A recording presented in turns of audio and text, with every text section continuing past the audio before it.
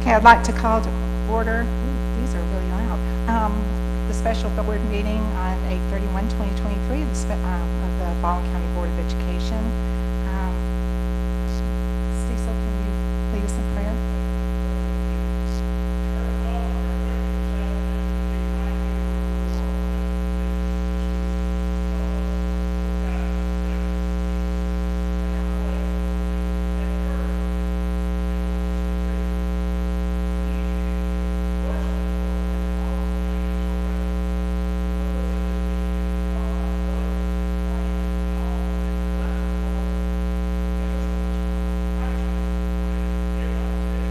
Amen. If you'll stand for the pledge.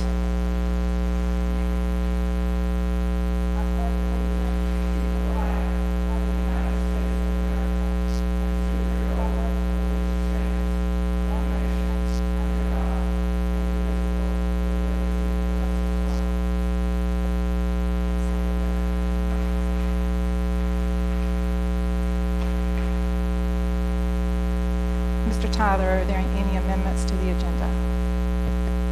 No, ma'am. All right, ready to start with the business? Yes, ma'am. Agenda item 1, bids proposals. Superintendent recommends adoption of a motion to approve the low bidders meeting specifications for goods and services for the system as stipulated in the agenda exhibit.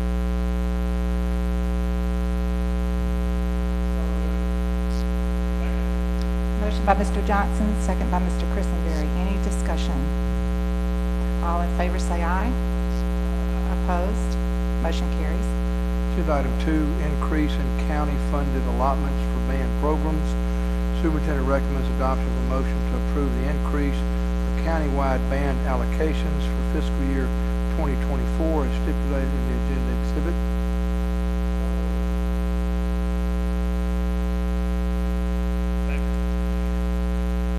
Motion by Mr. Johnson, second by Mr. Christenberry. Any discussion? Is that a question? The ESSER funds that were used previously, the number on that general.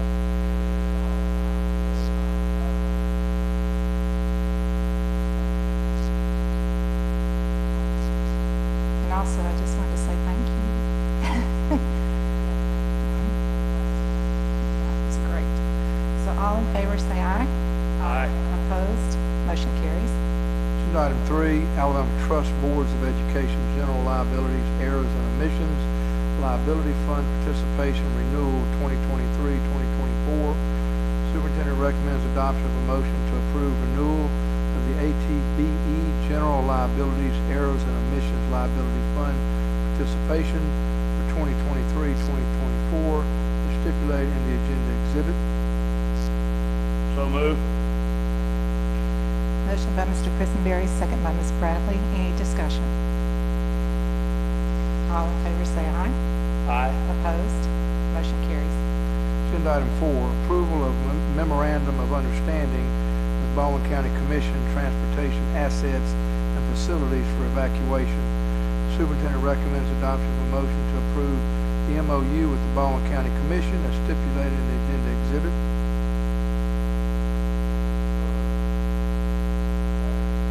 Motion by Mr. Myrick, second by Mr. Johnson. Any discussion? All in favor say aye. Aye. Opposed? Motion carries. Agenda item 5, leave of absence of personnel. Superintendent recommends adoption of a motion to approve the leave of absence of personnel as provided to board members under separate cover. So moved. Motion by Mr. Christenberry, second by Mr. Myrick. Any discussion? All in favor say aye. Aye. Opposed? Motion carries.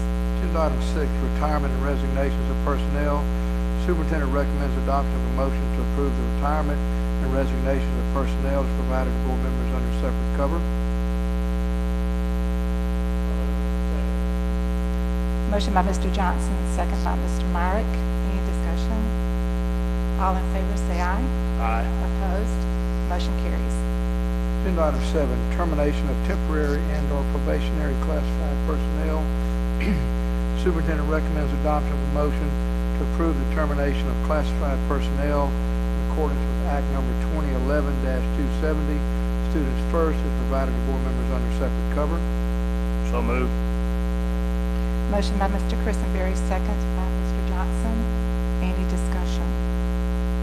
All in favor say aye. Aye. Opposed? Motion carries. Agenda item 8, suspension of personnel unpaid. Superintendent recommends adoption of a motion to approve the unpaid suspension of personnel as provided to board members under separate cover. Second. Motion by Ms. Bradley, second by Mr. Christenberry. Any discussion? All in favor say aye. Aye. Opposed? Motion carries. Agenda item 9, transfer intent to transfer of personnel. Superintendent recommends adoption of a motion to approve the transfer intent to transfer of personnel as provided to board members under separate cover. So moved.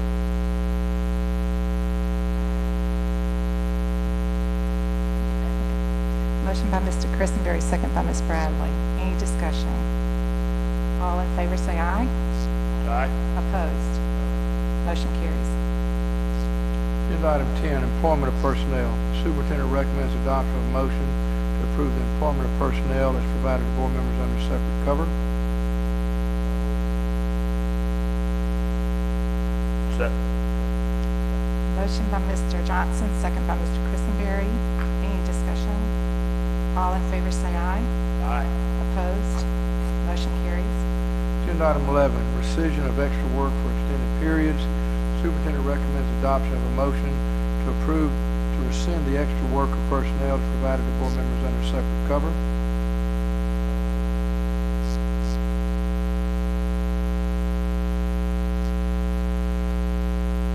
Second. Motion by Mr. Johnson, second by Mr. Christenberry. Any discussion? All in favor say aye. Aye. Opposed? Motion carries. Agenda item 12, extra work for extended periods. Superintendent recommends adoption of a motion to approve the extra work of personnel as provided to board members under separate cover.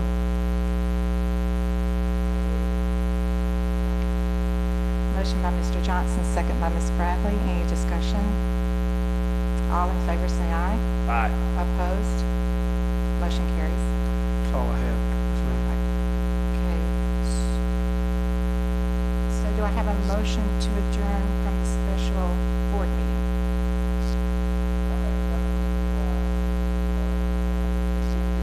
Sure. Third, fourth. I didn't hear the motion. He said he'd be glad to. For you to say the prayer every time. Hey, I didn't know. I had it on red. Could you hear me? Sorry about that. That's never a problem. That's always been red before, right? Well, do I have a motion to adjourn from the special board meeting? Do I hear a second? Amen. Motion by Mr. Johnson, second by Mr. Christenberry. Okay, and now we're up for the budget hearing. All right.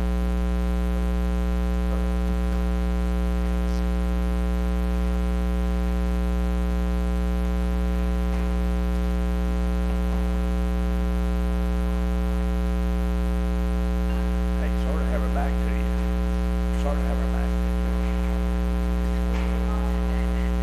Makes me feel better. I don't like to have my back to you.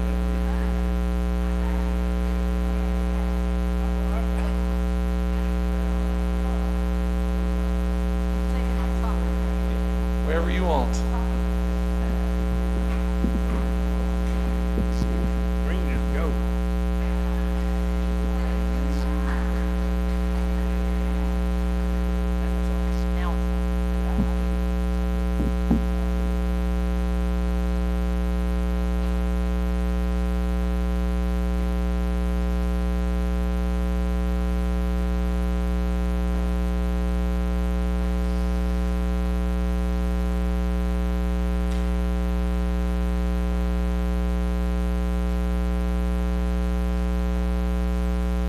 All right, everybody stretch. Everybody ready? What time does Florida kick off?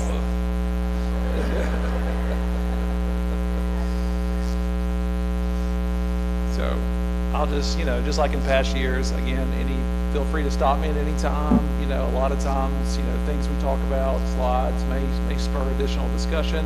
Happy to go any areas that you guys would like to go. Happy to drill into any areas that you'd like to drill down into.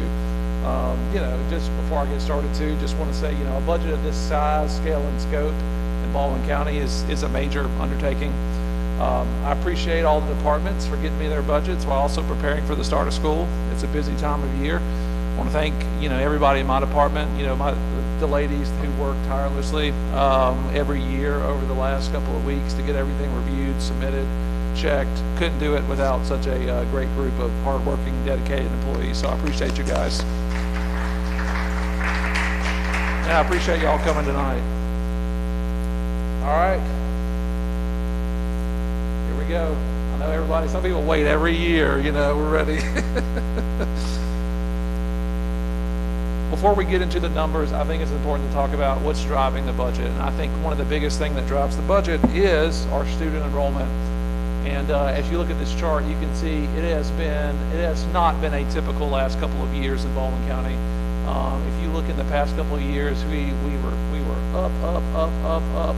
We've dealt with 2 city splits and a global pandemic, which has created anything but a normal environment. You can kind of see where I've highlighted the areas and the drops and tried to pinpoint exactly what happened there. But I think it's important to look at where we are today, in that we're almost back to pre-COVID, pre-split numbers.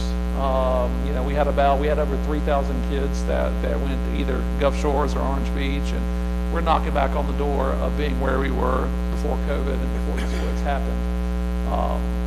So we also lost 5 different campuses and 5 different schools, but our enrollment's looking like it's getting back where it was beforehand. So we're going to need a bigger budget. And we do.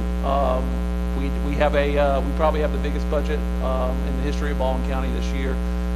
It's big in numbers, it's big in size, it's big in scope, and I always do these little fun facts. I need to kind of create some new ones every year where you can see line by line. It's over 900 pages. If I was to print it out, it'd kill a lot of trees. But I think it's important to realize we have 77 different sources of state, federal, and local funds. This is a lot of things that the public doesn't realize.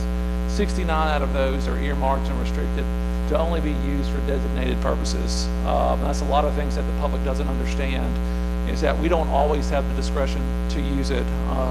It just kind of depends on the funding source. Operating costs are running anywhere from 28 to 30 million per month.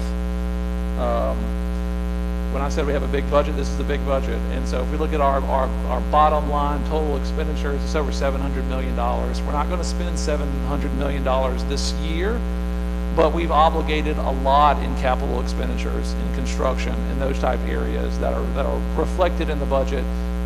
We also know it's going to take multiple years in order to get some of these construction projects finished. So what I do in the budget hearing is that, we kind of take the categories here. We're going to dive into the revenue. We'll kind of walk through the breakdown of what we're looking for this next year. We're going to dive into the expenditures of how we're spending our funds and kind of lay out the plan for this fiscal year.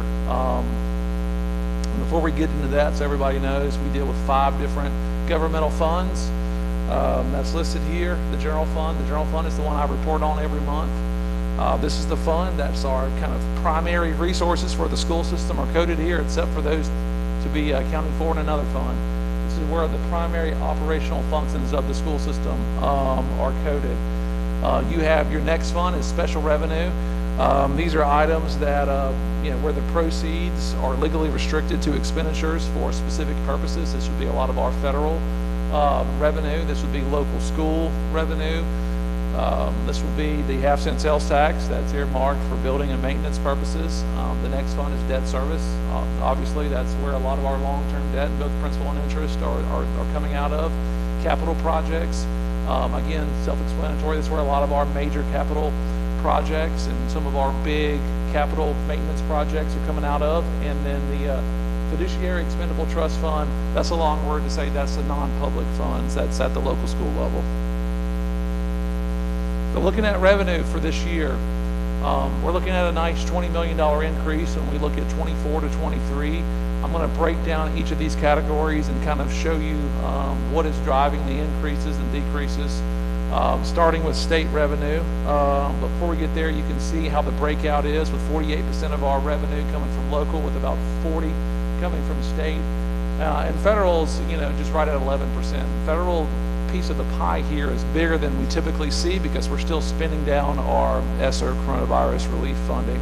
It's typically around 8%. We're still around 11%, which kind of shows a atypical type pie chart here when you're looking at how we divide up our revenue.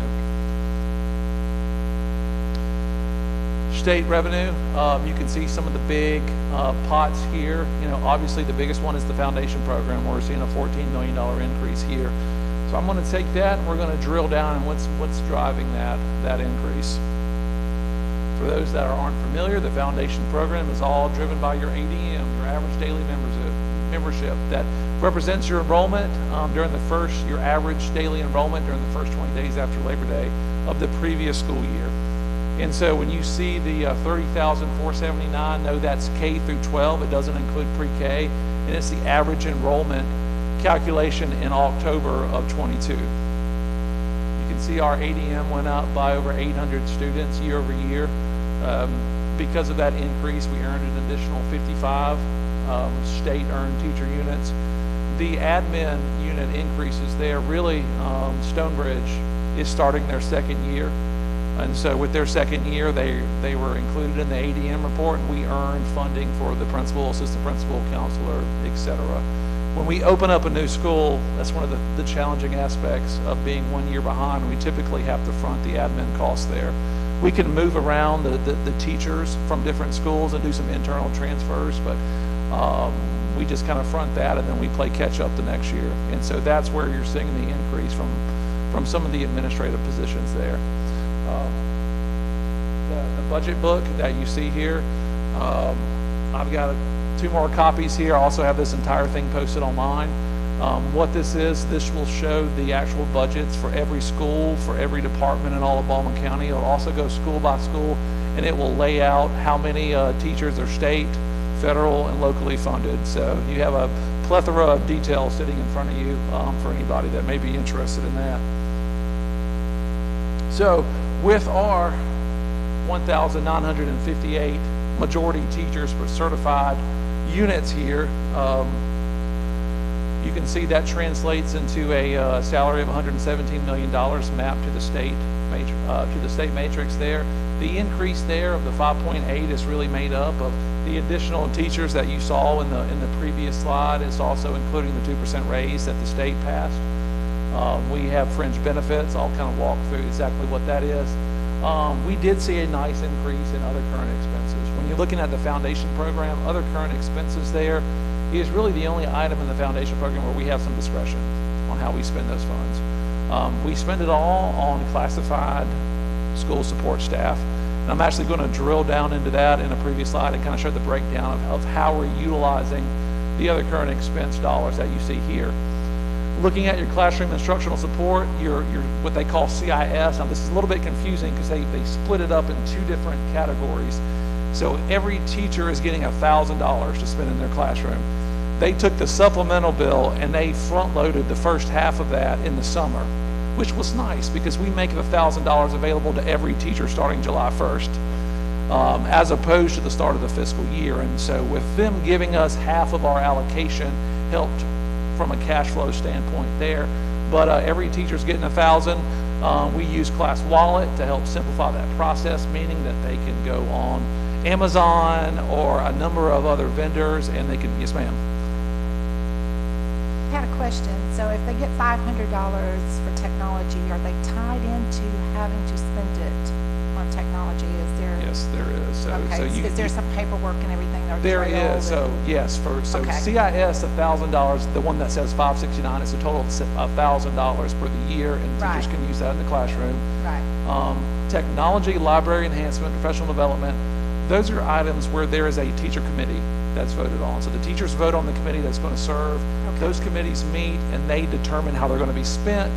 Those do become available October 1st. Now I encourage all the schools to create your committees, have them meeting, come up with a plan, and then once we start the fiscal year, the money will be dispersed out. But yes, it must be spent for technology-related items, library-related items, and professional development. And it doesn't carry over. And so, you know, that's one of the challenging aspects of some of the state funds is that, you know, we really stay on top of them. We do what we do, you know, we provide so much as a county for technology. Sometimes it gets more and more difficult for them to figure out ways to do that. And so I've talked with the technology department to come up with a list of suggestions, you know, that can complement what we're already providing in Baldwin County. We're getting about $75 per student in textbooks, an increase of about $60,000 there. And then you can see the student growth because, like I said before, your ADM is based on your enrollment from the previous year. There is now an adequate student growth factor that takes the average from the last couple of years and helps the growing school systems.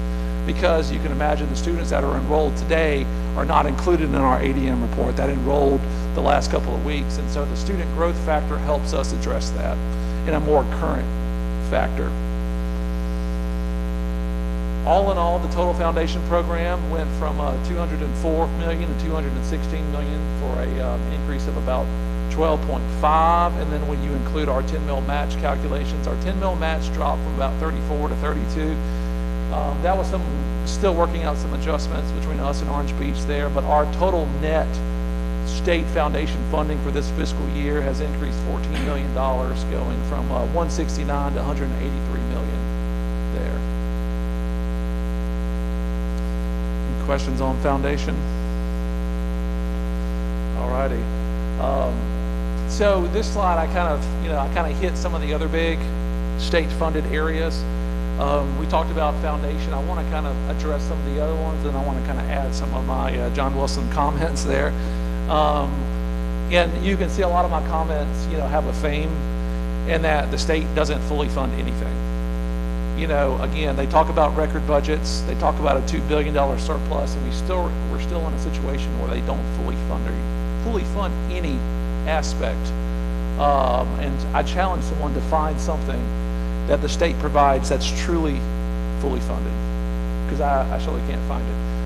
Teams, this is an estimate, so we're still collecting applications. We're still, that process is still open. We had about 180 so teachers this past year. We kind of plugged in a budget thinking we may be close to 200 in teams teachers. This will be one of these items that we're going to have to amend once we get finalized numbers, but this will place Baldwin County by far as having the highest number of teams teachers in the entire state of Alabama. And I think we're seeing the impact of that, where that used to be an area that we had a lot of vacancies and a hard time filling. I believe we don't have any math and science vacancies, and so it's doing what it was intended to do. And so that is a good program there. You can see transportation from the operational side went up about $1.4 million to 15.1. We're still spending about $2 million locally to cover the operational cost. You know, one of my gripes here is that, you know, transportation is funded the same across all systems. Now, we know a county system has different operational needs than a city system. We know city systems are not going down dirt roads and going down every little area in a county, and we know that we are. We know that the wear and tear on the buses, it's just a lot more than you see in other areas, but yet they don't differentiate that. They should, they don't. Capital outlay, we're about $8.9 million in this. This goes 100% to capital maintenance projects. We have a kind of a very aggressive plan to address a lot of repairs and enhancements throughout the county, totaling almost $18.3 million. I'm going to kind of walk through those in a later slide. Same thing, we saw OSR, pre-kindergarten program. I'm going to kind of walk through that one in the next slide. Fleet renewal. We're right at about $2.3 million. I'm going to also talk about buses in more detail later, but you can see fleet renewals based on a pricing of about $75,000 per bus. When we look at the bus we're trying to buy, when you factor in inflation, you're also factoring in adding appropriate, you know, AC units.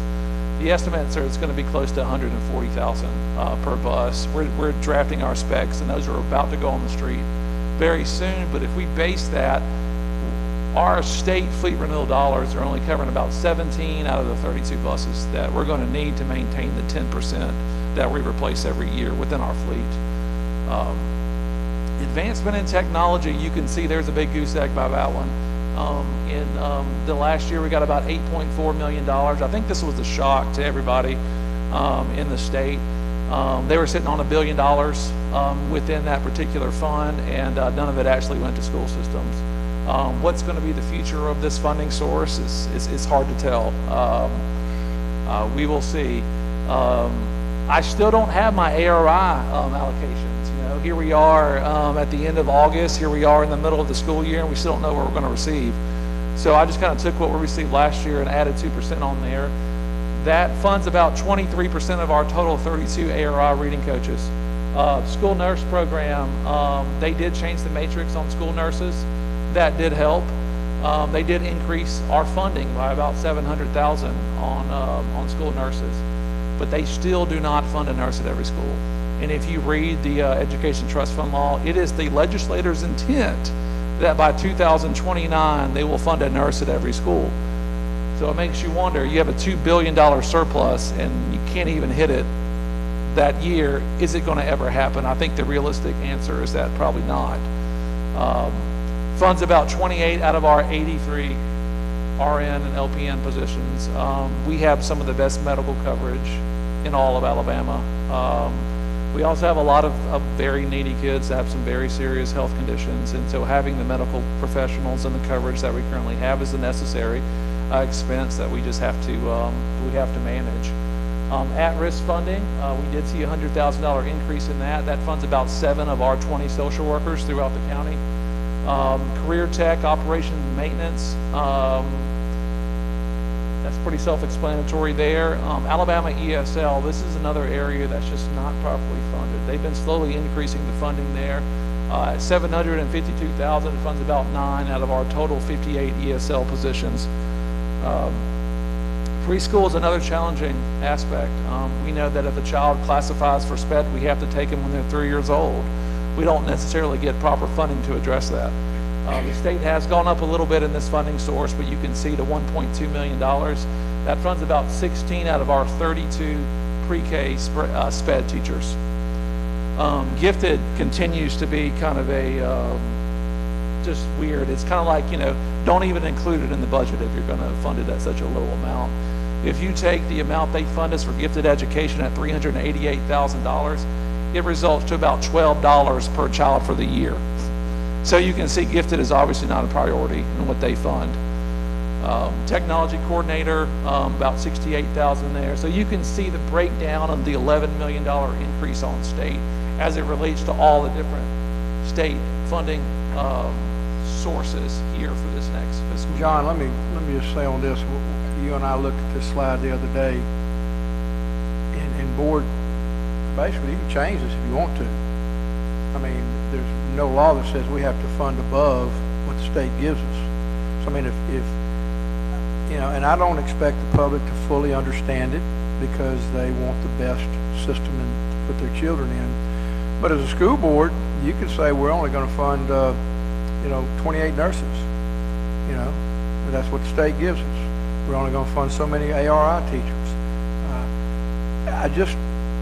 We sit and look at this, and what you do as a board and the amount of emphasis you put on providing for our teachers and our students and our parents, sometimes it gets lost. But I just want to tell you, I appreciate what you're doing, and if the public would come and sit and look at this, they might have a little bit better appreciation for it too.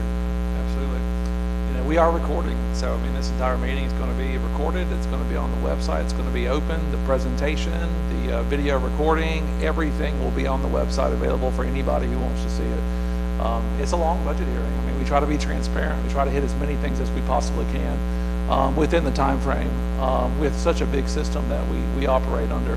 But thank you for saying those things, Mr. Tyler. All right, looking into OSR, Office of School Readiness. These are the number of sites that have an OSR preschool grant. We have a total of 39 sites. You can see many of the schools have more than one grant. I think that I'm going to kind of get on my soapbox in this next slide about some of the issues that I see with OSR. But I do think pre-K is something that the community has It's something that they want. It's something that they need. There is a demand there. And I think if you were to talk to a kindergarten teacher or those type of things, kids are just a lot more mentally, emotionally, physically ready for kindergarten after going through the pre-K program, especially the pre-K program in Baldwin County. So what we've done this year is that in the past we've only done OSR for Title I schools, and so OSR has a match provision. That match was currently paid out of Title I, so I've shifted it. And so no longer are we covering the match out of Title I, we're covering the entire match locally. That has allowed us to open up OSR for non-Title I schools, which you see here. We have 4 new sites for the school year: Fairhope East, Rockwell, Stonebridge, and Swift is a Title I school, and they were able to add a grant as well. Of the 39 different sites, we have 5 that are collaborative special education classrooms. This helps. I wish there was more. Like we talked about in the other slide, we just don't get a lot of federal and state funding outside of OSR to help with the preschool sped children. And you can imagine, I mean, you know, there a lot of the daycares throughout the county, there's a waiting list for. It's hard to get in. And so there's a motivation to try to have your child classified as sped, because if they're classified, we have to take them for free to the parent, yeah, obviously. And there are some needs out there, and there are some that may be questionable. But if we look, we see of the 39 different sites, we see it results in about $2.7 million in grant funding. We have to match 2.2. And so this is another area that I get frustrated with. This is one of the areas that all the news reports, everything you see talks about how wonderful it is. It is a good program. You know, it's one of the programs that Governor Ivey increases funding every year. She also encourages more and more schools to add to their sites. If you really want them to add to their sites, remove the match component. I mean, we're lucky in Baldwin County we have the resources to cover that. Many systems do not. And it's either, you know, I'm going to use up majority of my Title I funds or something else to do it. And so when you have a $2 billion surplus, direct the money where it's most important. And I think I think we missed a free throw here this year. I think removing the match component from everybody in Alabama, you would have seen the pre-K program explode. If you don't do that, I think get rid of OSR. It's a completely different bureaucratic agency, and include 4-year-olds in your ADM count and make it available to everybody else. There are many superintendents, John, that I talk to that don't pursue pre-K because, you know, vigorously, because they don't want to pay the match. That's right. You know, so their system is left with very few pre-Ks. So we also have the highest number of pre-K classrooms in all of Alabama too. So I mean, we check the box on a lot of being you know, the biggest there, because there's a need. I mean, the community is asking for it. There's always a wait list. It always comes down to doing a lottery program for the sites that are offering, and there's always to ask, well, can we do more? We're running into a situation where we're running out of space too, and so you have to balance, you know, the space in your campus versus where you know, the sites are hosted, etc. Alrighty, so we're going to move from state and we're going to move into federal revenue. You can see the driving factor in the overall decrease is obviously because we're spending down our ESSER ARP coronavirus money here.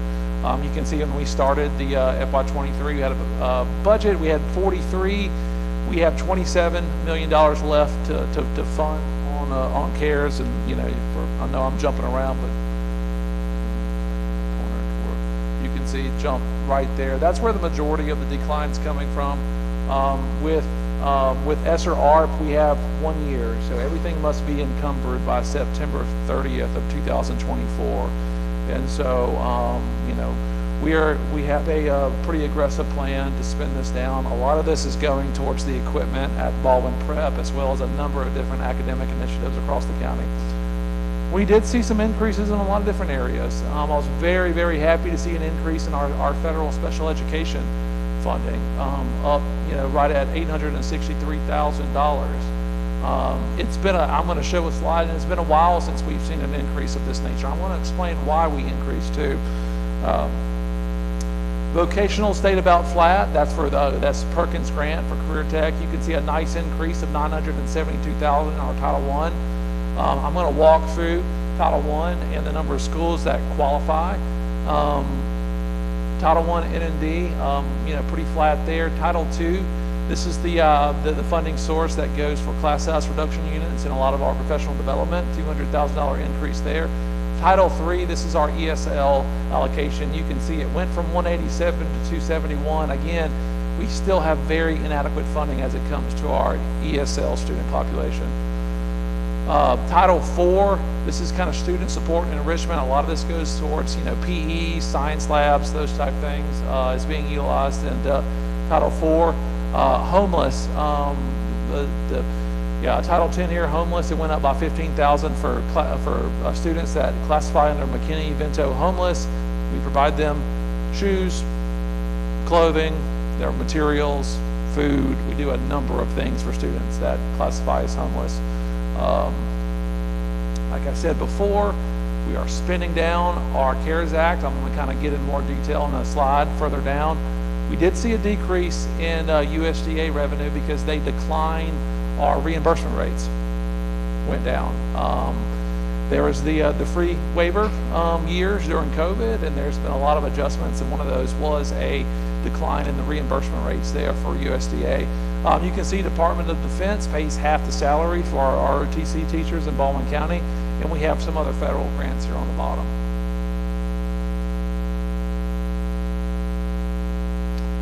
Special education costs. So we've shown, I'm very thankful for the increase in federal funding, but I wanted to show the big picture here. And so we're estimated to spend close to $44 million for our 4,754 special needs students. And again, these are students that are anywhere from 3 years old to 21 years old. Of our $43.7 million, you can see my little box here, and that there's a federal law that says the U.S. Department of Education will fund 40% of your special education needs. They have never followed that law since it was enacted in the 70s. And you can see if you do the calculation here, they only fund about 18% of the SPED cost. They mandate every year, which you have to follow, but they don't mandate their own laws in funding it. We're using $27 million out of the foundation program to cover special education resource teachers. We're funding another $8.9 million in local funding to address our needs to bring us to the 43. We got 623 employees, and like I said before, right over 4,700 special needs students. And that was based on last year's enrollment. Obviously, it has increased this year. So when we look at our special education student count, for our board members that have been here for a while, every year from 2013 to about 2019, this made me nervous. I mean, we were going straight up with the number of special education students, straight up to a level that creates concern about sustainability and being able to manage that, especially with the lack of really no state funding and a inadequate level of federal funding, requiring us to pull from a lot of different pockets of funding sources to address that. Luckily, we were able to kind of reset, while we're back, we're more in line with our overall enrollment numbers. If you look at the latest numbers, it's not a straight vertical up line like it was before. It's more of what you would expect.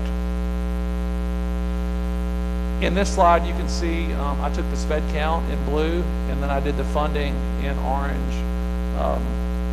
Like I said before, what is crazy about your federal special education funding, it does not follow your student count. They do not use that as any function of your funding. It follows more your free and reduced numbers than it does your SPED count. And so during those years that I referred to, you can see 2014 to 2019, it went straight up. You saw our federal funding went straight down. Whenever it crosses like that, and then the gap gets wider and wider and wider, that creates a stress. That creates a, more of a problematic approach to dealing with the things that you're federally obligated to deal with. Luckily, we're seeing this big increase in funding, and we're seeing the gap narrowing there. Like I said before, the reason why we saw our SPED and our Title I numbers funding numbers increase to the level that they did is that, look, we're at a record high in Baldwin County's free and reduced percentages. A lot of people would be shocked to know that over 56% of students in Baldwin County would qualify for free and reduced. You may say, what happened? Why did it spike like that? Now, the last couple of years, 2020, 2021, 21, 22, we had free lunch. Nobody's filling out the applications. It's hard to get a true reading on that one. But you can see the 55.7 was a result in additional students filling out the forms. But one thing that it did is that it included students through direct certification. And what direct certification is that it allows a school district to establish student eligibility for free meals using participant data from other kind of mean tested programs such as SNAP, your Supplemental Nutrition Assistance Program, TAF, your Temporary Assistance for Needy Families Program, and Medicaid.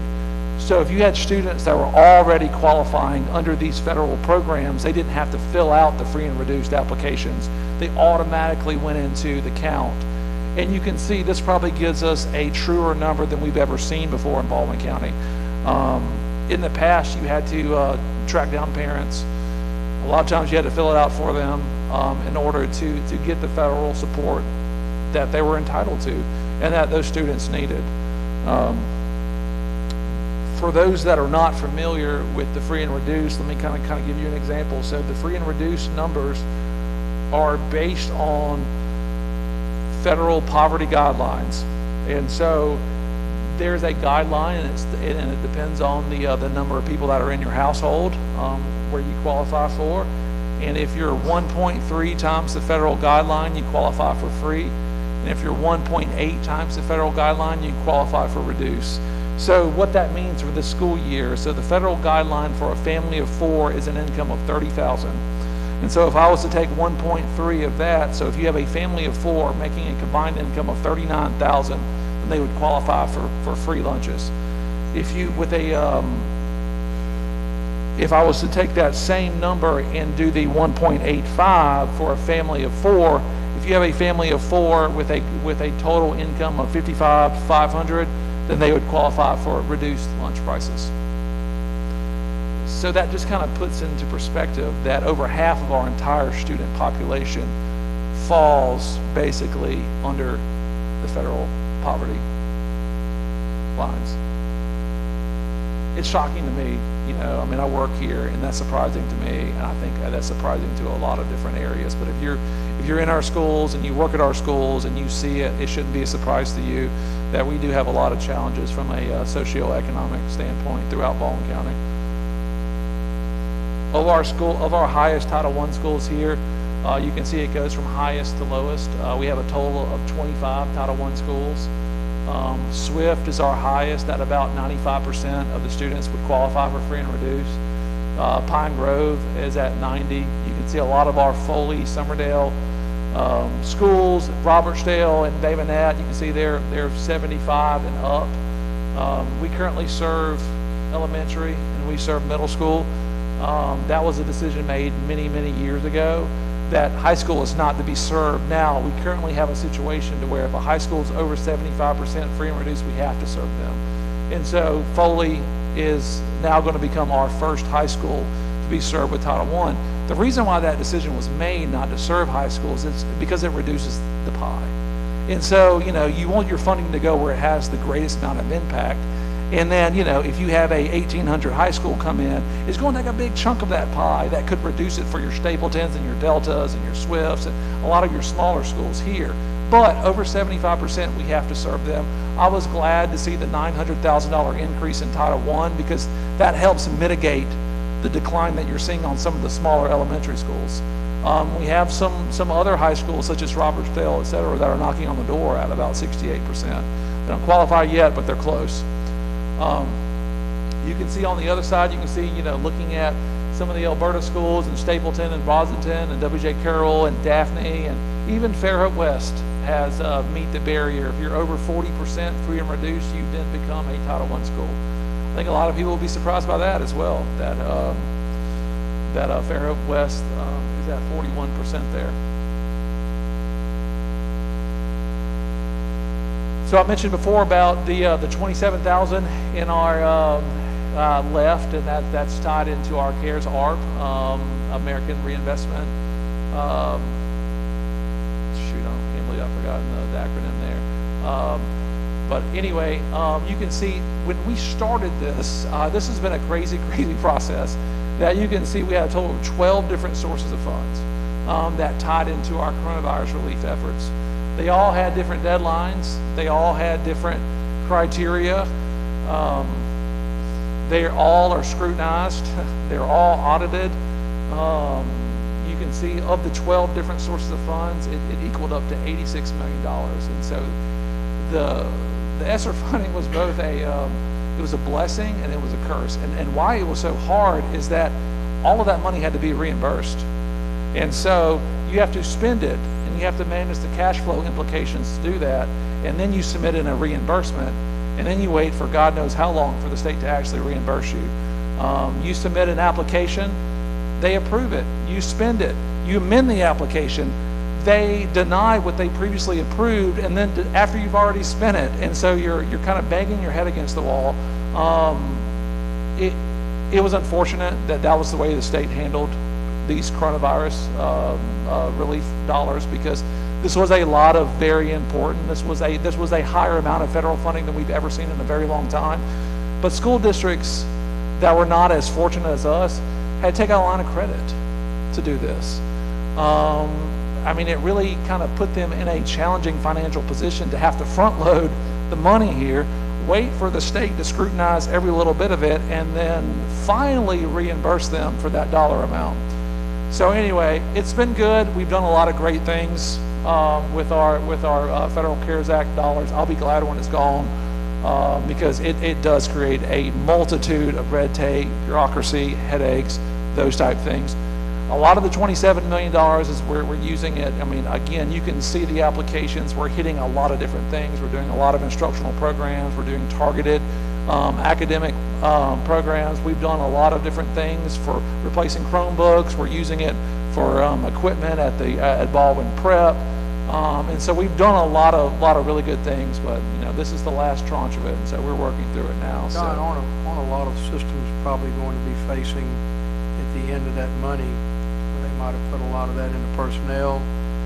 They didn't have to fund it, and then after 3 years, those employees become the school system, and then they got to figure out a way to pay. That's right. We're seeing at Cliff that a lot of schools. We didn't do that. No. Again, I was shocked by the number of school systems that hired personnel. This is the short-term temporary funding source. It's going to go away. These people are going to get tenured, and then they're going to have to scramble to do it a RIF. And so you have a lot of school districts throughout Alabama that are on the verge of a cliff. We did not do it that way. We did not do personnel. I was very adamant that I was not going to put us in a situation to where we were going to have a number of tenured employees and have a funding source that was going to disappear at the end of 24. And so we did everything else that was non-personnel, computers and software and academics and tutoring and band instruments and bottle filler, water fountains and air purifying systems and career tech equipment and all of those type things to make sure that we could do one-time smart expenditures. I shudder to think where some of these school systems are going to be in 25 and 26, but not us. I got you guys.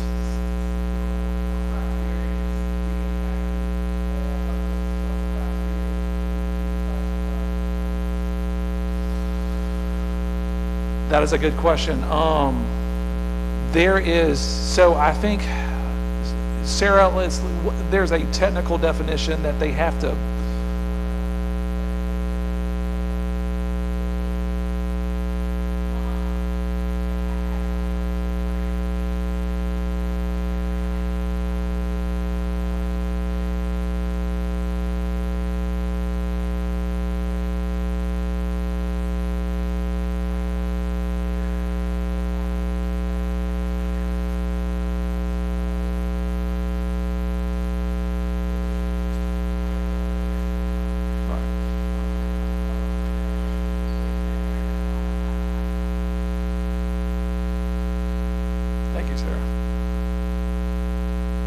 right, jumping into CNP program. So I think I like to show this fact because it shows the size and scale and scope of what we operate in Baldwin County. If you were to take our meals equivalent is breakfasts, is lunches, and some schools get snacks, $4.2 million annually is what we serve. It's a massive operation. It's a massive amount of logistics. It is a massive restaurant. I mean, no one else even remotely close. I mean, 4.2 million meals doesn't even seem like that's logically possible, but we do it. We have 252 CNP employees countywide. You can see the different revenue sources. I talked about USDA. Like I said, the USDA free lunch waivers has expired. Therefore, some of the reimbursable expenses did go down, which resulted in a decrease there. We did see an increase in what we're estimating on sales for lunch programs. Transfer from general fund. So we're not allowed to use federal funding to pay the benefits of our 252 CNP employees. And so the $5.6 million is what we cover for the benefit cost of these employees. Other state rebates, we can get rebates tied into fresh fruits and vegetable programs and those type of things through the state. Total revenue about $25.6 million. We open our doors every day for 9 months. 4.2 million meals, some shape, form, or fashion are served by our school system. I mean, that's just, there again, I think it's another fact that's lost on how we take care of children and families, and it's just, it blew my mind. So why are federal funds not allowed for this program? It's a great question. I wish I had a logical answer for that, but they just don't allow it to cover benefit costs. Yeah, I can take USDA revenue and cover their salaries, but not the benefit cost. There's no, again, you just really can't apply logic to a lot of the decisions that come out of the federal government. All right, jumping into local revenue. Before we go in there, it's important to see how our countywide revenue is divided. Countywide revenue is divided based on the number of students countywide, and you can see this is based on our October 22 ADM report. Countywide, there were 34,000 students in Baldwin County, with about 89.5 of those in Baldwin County, about 7% in Gulf Shores, and about 3.5% in Orange Beach. If you look at our ad valorem, we're split up between 9 mills countywide and 3 mills district. And so the 9 mills countywide is divided by those percentage of students that are enrolled in those programs. And so you can see countywide total ad valorem for the 9 mills is about $66.4 million. We're estimated to get about 59 in Baldwin County, Gulf Shores 4, Orange Beach 2. District, we do have a District 2 tax, and it covers basically almost the entire county except for the island. And there's a tiny little sliver in the Little River area in North Baldwin that it doesn't cover. The 3 mill District 2 maps to the area of Gulf Shores and Orange Beach, and so the 3 mill there actually follows the valuations based on the municipal limits within those school districts. $22 million in total, 13.4 for Baldwin County, estimated about 3.5 for Gulf Shores and 5.1 for Orange Beach. Sales tax is handled the same way. If you look at our 2% sales tax, it's divided by the percentage of where the students are. Estimated to go up to about $72 million countywide. 64 of that is expected to stay in Baldwin County, 5 in Gulf Shores, and about 2.5 in Orange Beach. If I look at some of our general fund local revenue sources, you can see a big jump in ad valorem. This is based on the Revenue Commission. This is based on assessments that they gave us. I even try to pad it a little bit because I know that as valuations continue to increase, more people are going to contest the valuations of their home. They went very, very, very aggressive on the residential side. Even going conservative, this is a 16% increase in ad valorem revenue from 23 to 24. It's kind of questionable on the commercial side, but that's a discussion for another day. Business privilege stays pretty flat year over year. Sales tax is one of those areas where I never want to be too aggressive. I went up about 5%. I feel like that's a pretty conservative estimate. That's one of those areas that I watch throughout the year. You guys see it when I do the monthly update, and then I will amend that and we'll make adjustments as that comes in. But I would hate to budget like 10% and then it comes in at 4%, and then it's like, oh shoot.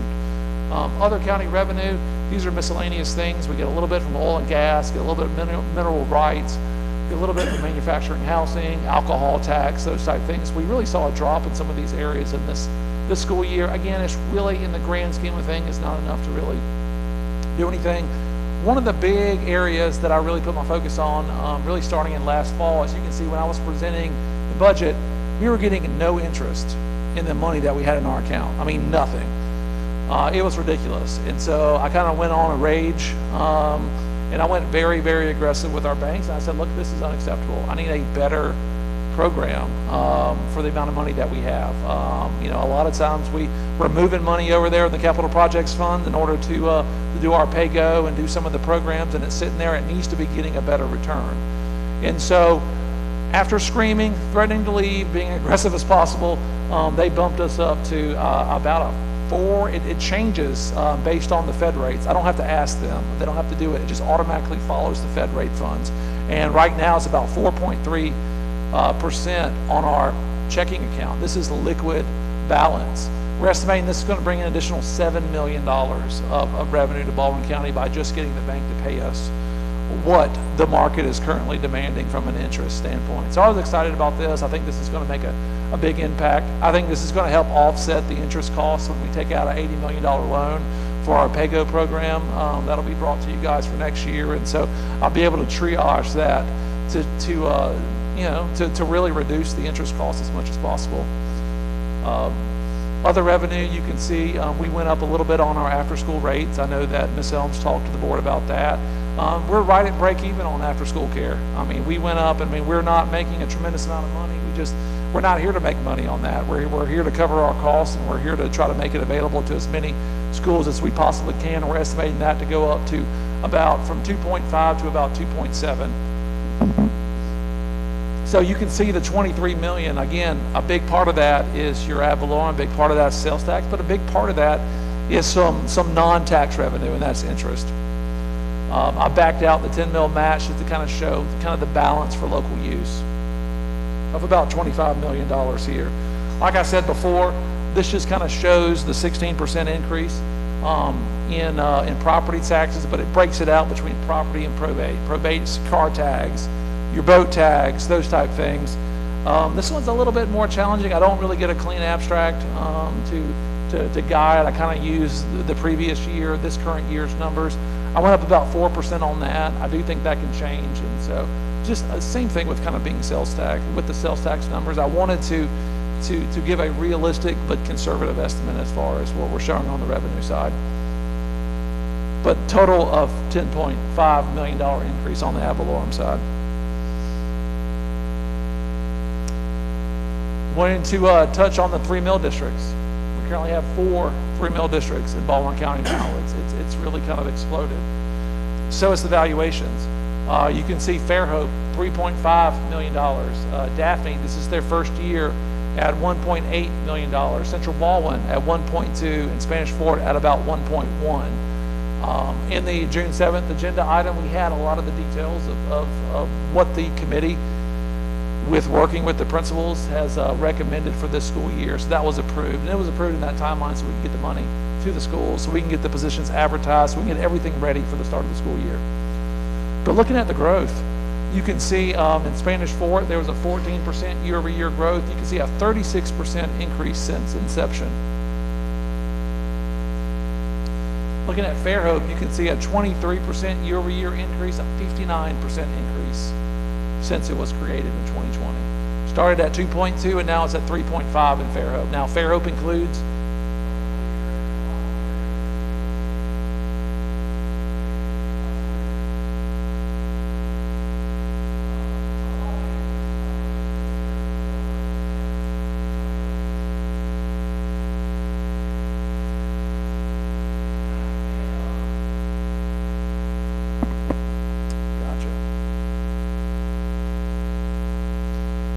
and Central Baldwin, which includes a combination of Robertsdale, Loxley, and Silver Hill, seeing a 25% year-over-year growth. to $1.2 million in the Central Baldwin tax area. All right, so that wraps up revenue, guys. We're halfway done. Woo! Let's ride with Kermit and Fosse.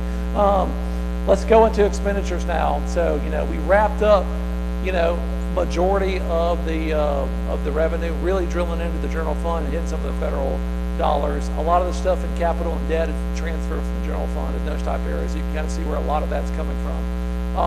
Expenditures, this is probably the biggest number we've ever seen in Baldwin County history. Again, we are coming with a big part of that is at the end of capital projects, the 267 million. We're coming with a very aggressive, comprehensive building plan, and it's typically what you see at the beginning of a building plan. We're going to see a higher amount, and then year 3, 2, 3, 4 in the PAYGO program, we're going to see that start to decline. And then when we're planning on the next one, we're going to see it pop up again. You can kind of see that if I look at everything, including capital projects and debt and those type things, you can see that, it just shows how aggressive of a building program we're doing at 37% of the entire budget tied into those. Salaries and benefits at 45%, and 45% equals $333 million in salary and budget and benefits. If I was to take capital projects and debt service out, you can see it gets in line with what you typically see in school systems, where around 80% of the budget is tied into salaries and benefits. But in Baldwin County, we're the fastest growing school system in Alabama. If we're not staying on top of this stuff, it's going to snowball on us and we're going to get behind. And so we're hitting it more aggressively than any other governmental entity. In Baldwin County, we're hitting it more aggressively than anybody that I know of in the state or region. I mean, we really are. I mean, the numbers show for themselves. Diving into personnel now, at about 80% of our cost, you can kind of see that I kind of categorized it in the 3 different locations here. Where now personnel is like nailing Jell-O to the wall. At the minute you think you have your numbers, then we have to add more bus routes. We have new students coming in. We have to add more sped positions. Someone goes on leave, you got to do a replacement there, and so it's an ever-moving, changing target. So we do the best that we can to do a snapshot to prepare for it. So this is my best attempt at that. You can see I've talked about the state foundation, that 1,961, that's your teachers, that's your principals, that's some of your APs. I'm going to hit APs and counselors in a slide down here. There's your 28 nurses, there's your 336 bus drivers, there's our 23 ARI. I'm going to drill into what makes up our 627 classified positions that we have in OCE and some of our state other pre-K at risk. A lot of those other areas there classify the 67. You can see with our federal programs here, where we had about 76 people coming out of IDA Part B, which is our special education federal funding. We have about 53 coming out of mostly Title I, maybe some Title II, some Title III. There's our 252 C&P employees and Fed others. These are our 6 ROTC teachers for a total of about 387 federally funded positions here. Looking at our locally funded, I'm going to break this down. We have 623 positions. Other locally funded, these would be 3-mill and after-school care, majority. Bring us to right under 4,100 employees, give or take the fluctuation in how the personnel moves around in Baldwin County for this next school year. OCE, so other current expense, like I said before, this is the only state funding source where we have some discretion on how we utilize this funding source. So we use it all for school support positions to help manage and kind of keep under control locally funded positions. So you can see, and I kind of group it in the same categories that I do for locally funded, but of our 627 positions here, you can see that 235 are paras. We have about 136 that fall within the clerical category, which could be bookkeepers, registrars, secretaries, etc. Technical, a lot of our IT positions at the school level are falling under OC here.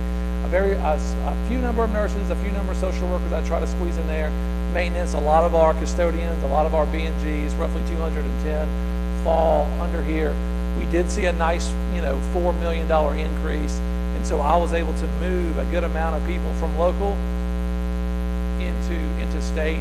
The increase is because of a number of things. It's because of 2%, and the legislative delegation mandated, as we talked about during the salary schedule, a minimum of $15, per hour, basically minimum wage for all school districts. And so their attempt to help cover some of that cost was a bump in OCE. And so lucky for us, we didn't have a lot of our employees that were too far off from the $15. And so, meeting that threshold was really not wasn't too big in material compared to other school systems throughout Alabama. And so we were able to use that to kind of shift around, as well as I was able to put some more teachers in the federal special education funding source again, which ties back into our local funding.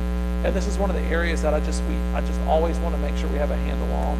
I never want to repeat the days of 2008, 2009, when we had a 1% sales tax and probably had 900 locally funded positions, and the economy crashed. And we probably had over 1,000 people fired in a one-year period. Just a devastating, dark period for Baldwin County.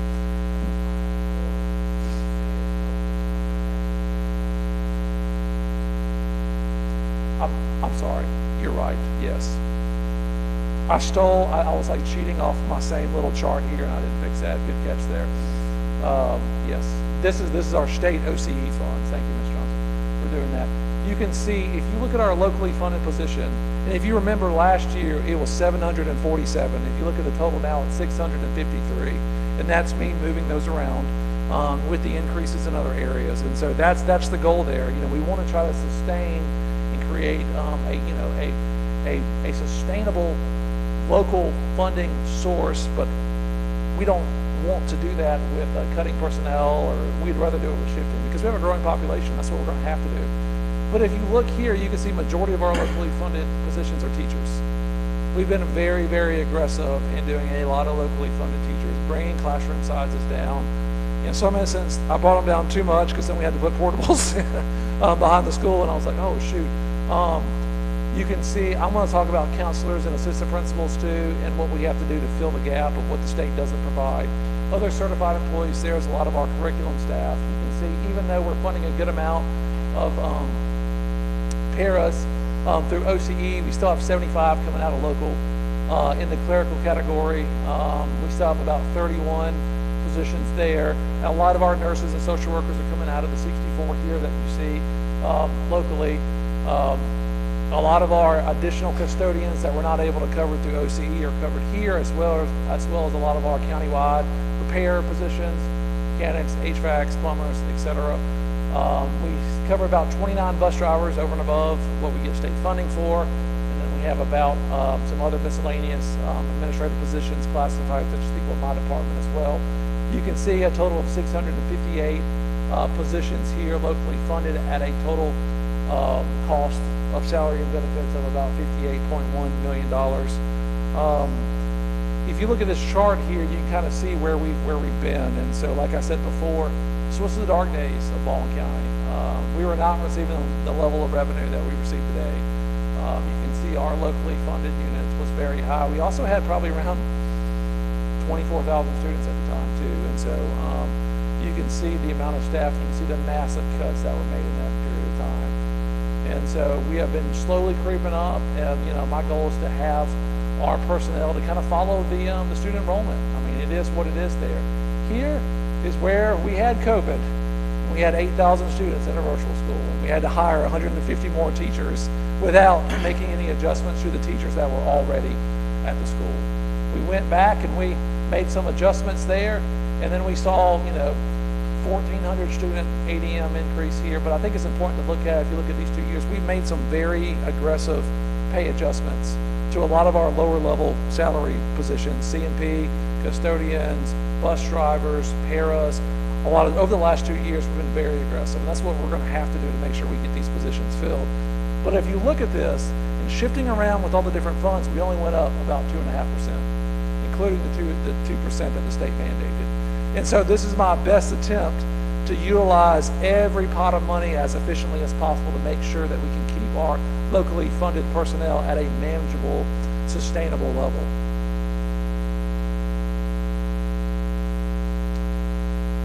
So you can see in this chart, you can see our 1% sales tax here, and you can see our the blue is that's in orange, and the blue is our personnel cost.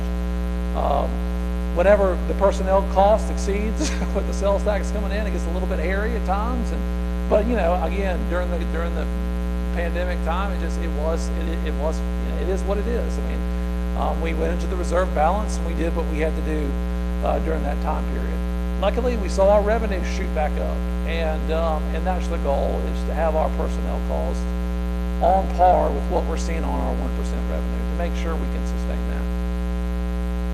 A lot of people may look and you see the 270 teachers like, well, John, how do you determine what schools get what? You know, is it your favorites, where your kids go? No, it's not.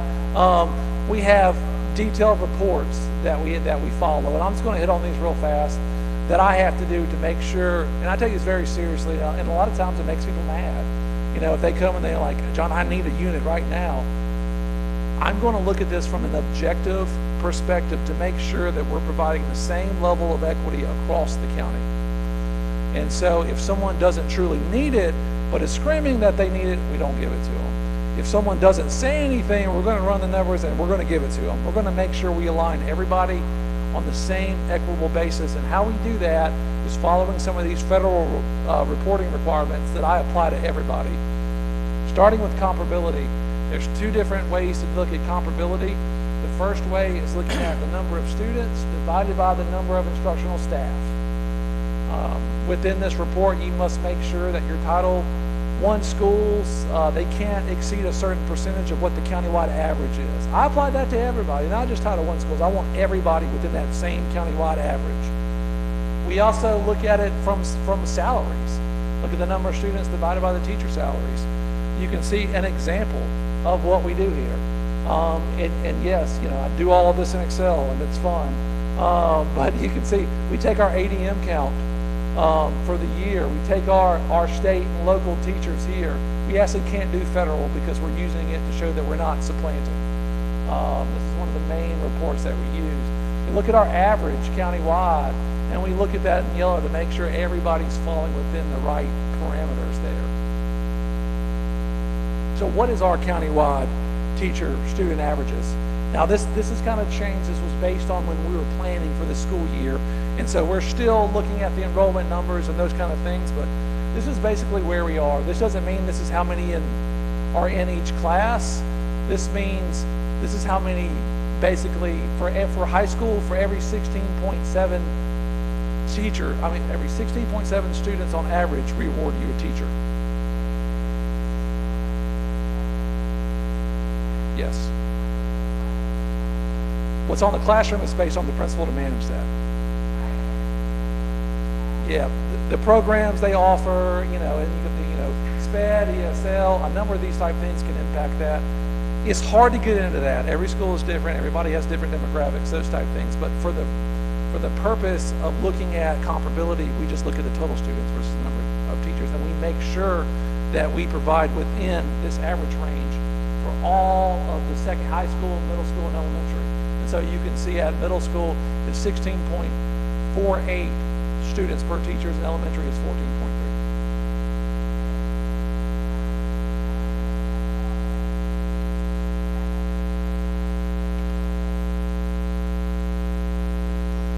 And if you look at the divisors, that's from the state foundation. I know in high schools, I think it's 18.7. I know middle schools, it's around 20.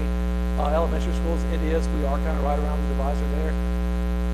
That divisor is challenging because, you know, again, you have to look at PE, art, music, and all this kind of stuff and try to balance the best of your ability there, as well as SPED, resource, and those type of things. I use a lot of our specialized SPED programs, such as Pathways and Reach, and those type of things are being funded with federal, and then resource teachers are coming out of foundation. So that's kind of how we kind of configure that. Maintenance of equity is something they hit us with the art funding, and basically I'm not going to get into the details. I'm just going to say that you can't cut your state or local funding year over year, and with us growing at the rate that we're growing, that's not an issue. Maintenance of effort, for the board members that have been around for a while, you've heard me talk about this. This is one of the areas that you really have to watch. When we were showing the special education numbers and they were going straight up, it's concerning because what maintenance of effort is, this is the federal requirement, is that a school system may not reduce the amount of local or state and local funds that it spent for education with students with disabilities below the amount it spent the previous year. So if you look at how we were spending, it was roughly $27 million in state and it was around $9 million in local. We cannot make that adjustment. And so that sets the floor of what you have to spend in all future years. And so if you spend it one year, you must match that the next year. If you go below it, then you jeopardize losing federal funds. And so we really have to be very, very careful in how we manage that. We have to be very, very careful not to overclassify students, because if we set that floor too high and that was not, the accurate number of where it needs to be set, it can create some financial challenges that in turn impact all the other students in Baldwin County. Correct. Again, it's a very, very challenging rule that we have to follow, that we have to manage. And that's why we look at that so closely. Dawn does a great job when she's asking for more funding. I mean, she comes up with a thesis. This is why I need it because of this, and this, because we don't just give it out arbitrarily, because if you give it out, you got to match it every year after that. Even if you have a recession, even if they cut your state funding, your sales tax declines because of a hurricane or whatever, you have to match it. Yes.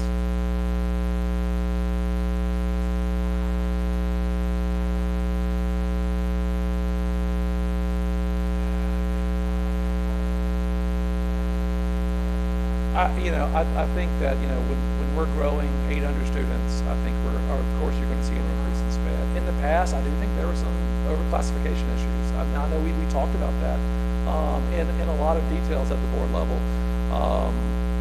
I do think we've gotten a better handle. I do think we're doing RTI. We're trying to do a lot of different things to try to mitigate just immediately being classified as SPED, but that hasn't always been the case here in Baldwin County. And so there's a multitude of different reasons. And we're just seeing a higher number of kids moving in. I mean, we offer a tremendous amount of service in Baldwin County, and we're seeing a lot of people coming in from out of state and those type of areas. So.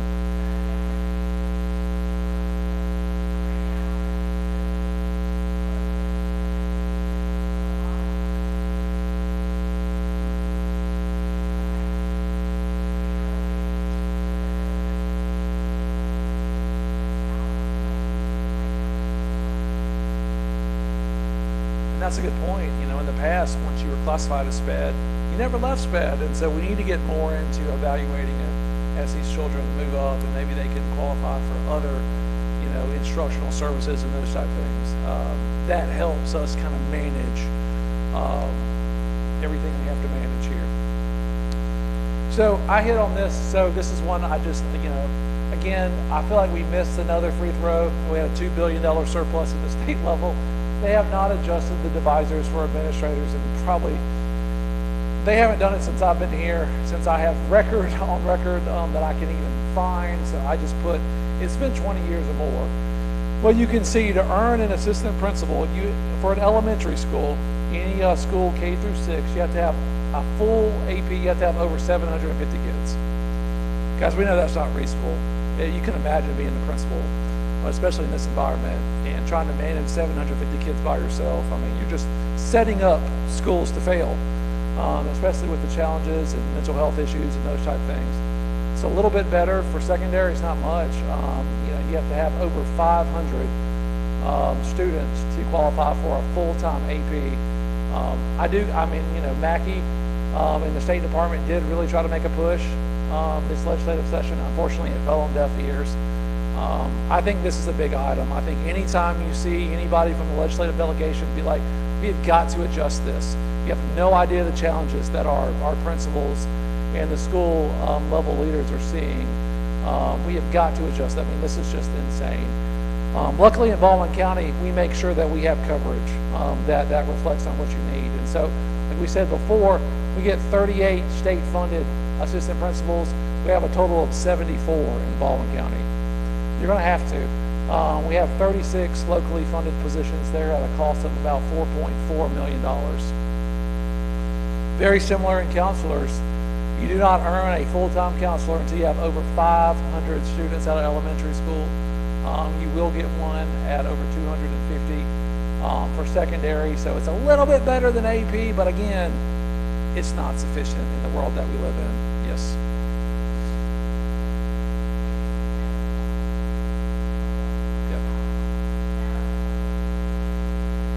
You still have some of the guidance on the secondary, and then you still have some of the social emotional at the elementary.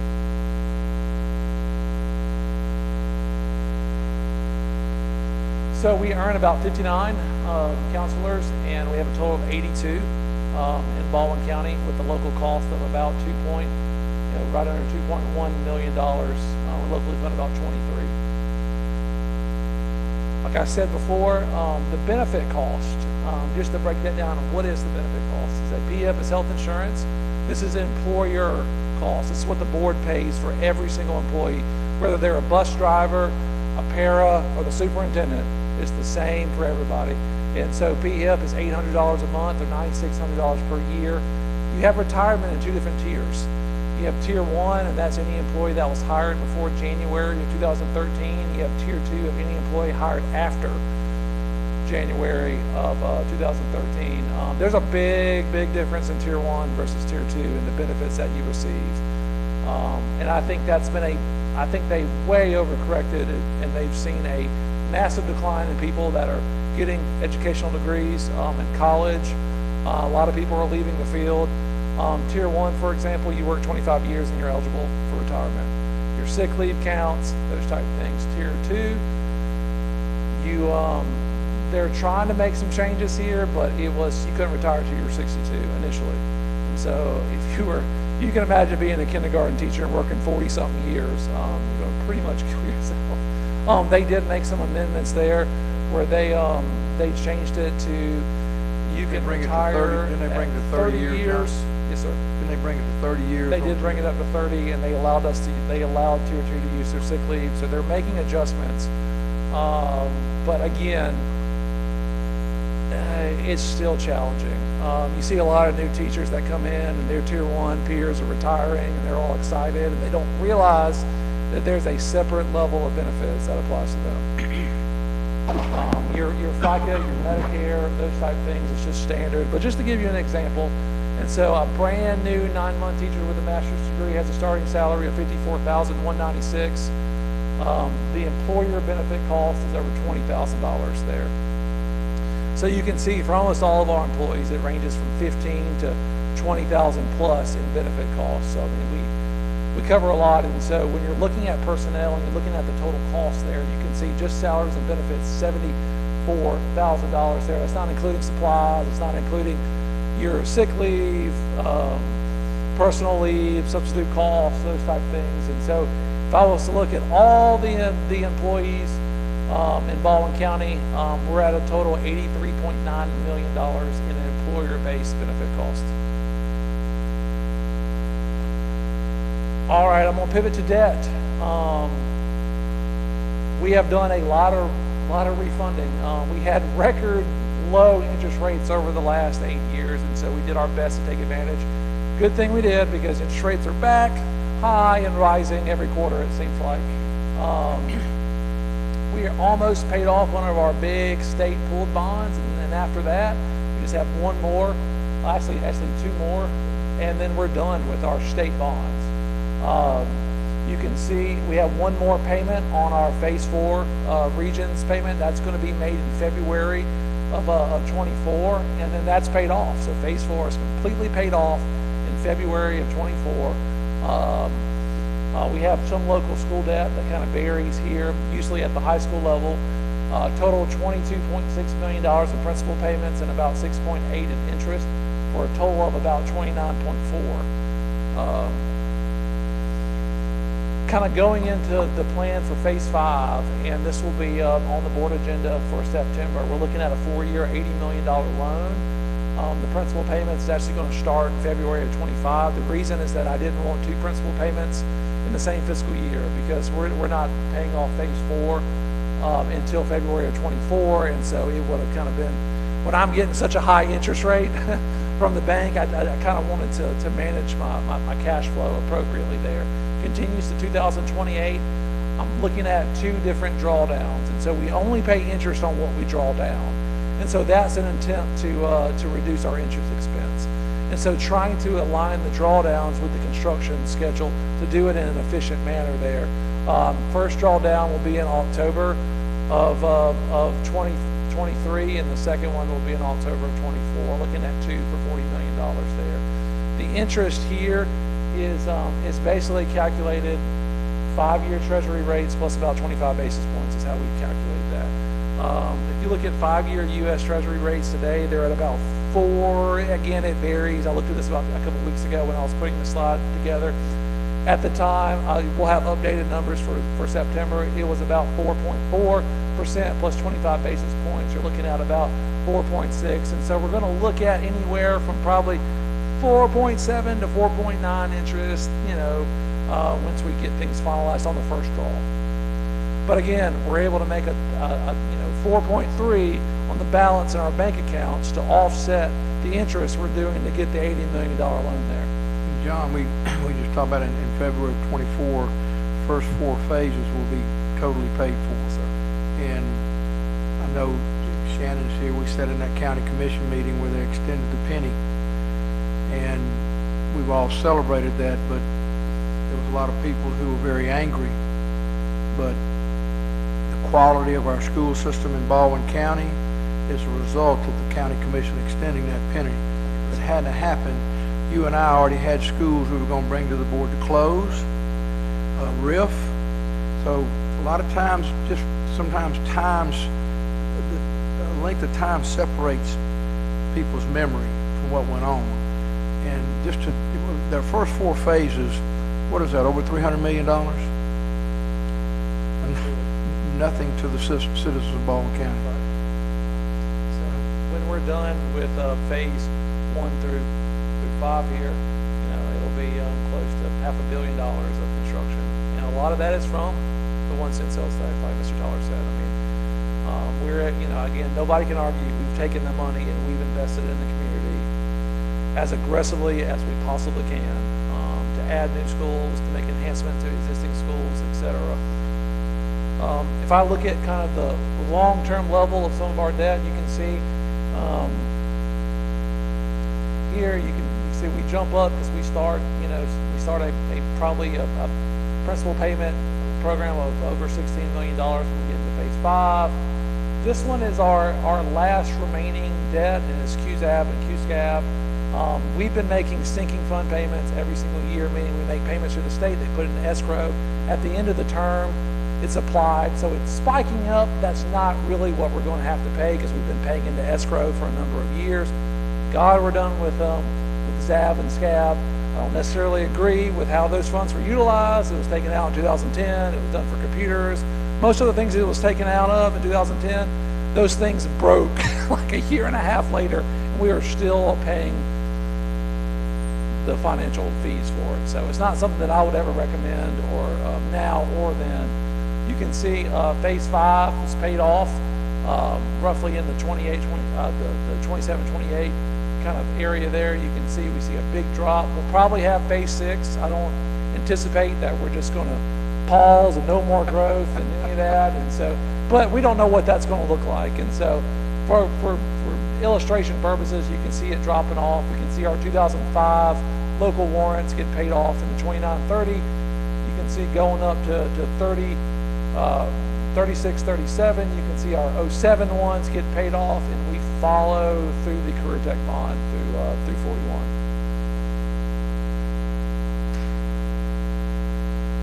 Alrighty, so you can see, I talked about the different areas, and this is where I want to try to walk into going through the different areas: instructional services, operation and maintenance, auxiliary services, kind of drilling down in these categories by doing it in the way that the state requires us to be categorized. But you can see big increase. Again, we're not going to spend all this in 24. It's going to be multiple years. A lot of this is tied into right here. As we are wrapping up a phase, now we've entered the new phase.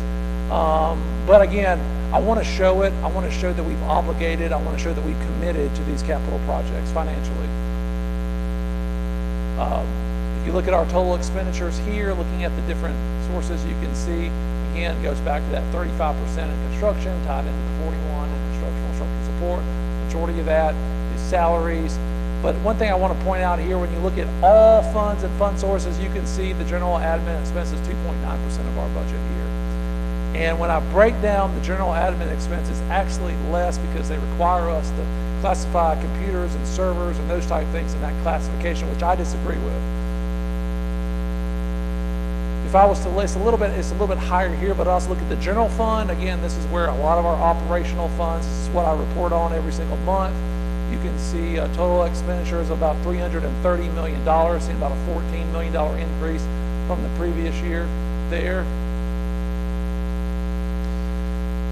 If I look at the general fund, again, it's not including a lot of your capital and in your debt, and you can see 80% of the general fund expenditures in our operational funds are tied into instruction and instructional support, with about 7.5 in operations and maintenance, transportation about 5, admin is a little bit higher on the general fund side, and then you have after school and pre-K at about 2.6 there. So what I want to do is I want to go through all those different categories. I want to break it down. I want to go all the different classifications and then break it down by the categories. And so this are the main categories that we have to operate within our state mandated accounting manual. Obviously personnel services, that's self-explanatory. That's salary and wages for personnel. Purchase services, this is one where I'm trying to drill down and do, because purchase services just handles such a broad area of expenses, everything from your utility bills to your professional development to your legal fees, to a lot of different things fall under this thing, and then they classify it as costs for services which by nature can be performed by persons or firms with specialized skills and knowledge, or services performed by persons outside of school employees, and so repair, maintenance. Again, it's very broad. Materials and supplies, obviously, items that can be consumed, worn out, deteriorated, capital outlay, acquiring fixed assets, land, making existing building improvements, capitalized properties such as your school buses, furniture, servers, etc., and then debt service, interest and principal and interest payments there. So if I drill down into our instructional and instructional support, we see a budget of about $264 million. You can see 95% is personnel, 4% materials and supplies, purchase services, which is usually a lot of PD and those type of things, and software costs there is the 1% that you see when you're looking at instructional services and support. Again, instructional services are the employees that deal directly with the interaction between the teachers and the students. It'd be your teacher salaries. Instructional support services are service or activities for the supervision or technical logistical support to facilitate and enhance instruction. Your principals, your APs, your counselors, etc. Operations and maintenance, I've tried to break this out a little bit more to the best of my ability here. You can see a budget of about $57 million, covering in the general fund and the special revenue fund. 33% of that's personnel. 30% of that is just paying our utility bills, power, lights, water, insurance. 20% is a lot of our repair services. I'm going to kind of walk through that in a later slide. 10% is janitorial, and maintenance supplies. Whenever I hear somebody that they send out a notice to parents and they're like, hey, bring in toilet paper, paper towels. No, we're giving them a ton of money to do that at their school. Nobody should be asking parents for any type of janitorial supplies because it's been fully allocated and expected to be utilized at the school every year. So if you hear of that, let me know and we'll address it, because we have the money to address that. I have pet peeves like that when I hear things knowing that there's money there sitting there to be spent, but they're asking parents for it. SRO costs is kind of falls in this category. It's about 7%. I don't think he's here today, but I always like making fun of him because I was like, you're not doing a big PowerPoint today. And I guess he called in sick when I'm doing my big PowerPoint. Good for him, but I'm gonna call him out anyway. Again, we're making a significant investment in our SRO program, going from about $2.6 million to to over $3.5 million, an increase of around $1 million. We got 58 SRO officers around the county. We bumped it from $50,000 to $60,000 per officer. Inflation, those type things increased. We also added some costs to cover admin and also some in-service training. And he loves some John Wilson PowerPoint. So I'm going to email this to him, and I'm going to tell him that we have it recorded, and it's ready. All right, looking at transportation here, you can see how the transportation budget looks like. You can see 66% of the cost there is personnel, 20% is school buses, 11% is your fuel costs, your bus parts, supplies, etc. And you have, certain purchase services for about 3%. So looking at the 20% cost there, let's talk about buses. So for this next fiscal year, we're looking to purchase 32 buses. We're looking at 28 regular 72 passenger buses and 4 special needs wheelchair buses. We haven't put the bids out yet. They'll be coming out probably next week, if not next week, the week after. What we've seen based on, vendor input, looking at also market average in the region, is that the cost of the buses have gone up substantially. You're looking at inflation. You're also looking at all new buses, and you see this slide here will be equipped with a 136,000 BTU air conditioning system with a 3-year unlimited warranty, but we're estimating the cost for a regular bus to be around $140,000. Estimated cost for a special needs bus to be around $160,000. Now, think back at what the state funds us and fleet renewal. $75,000 per bus is what that's the baseline of what they do funding. They divide that by 10, and that's how they come up with fleet renewal. You can see there we're kind of way off the mark here based on the current market numbers. So like we said before, the total cost of new bus purchases is estimated to be around $4.5 million. We'll know exactly when we get the bids in. Of that, 2.2 is covered in state funding, another 2.2 is covered in local funding. The transportation guys do a great job to make sure that we can stay within a certain schedule and that we roughly replace about 10% of our fleet every year. And so we don't have, a huge number of older buses. So, we can balance out the age of our buses, and we can also maximize the amount of dollars we get from fleet renewal. John, I think we talked about it. Each year as we replace those 10%, we'll be moving forward with AC buses. Yes, sir. So AC buses will be the new norm.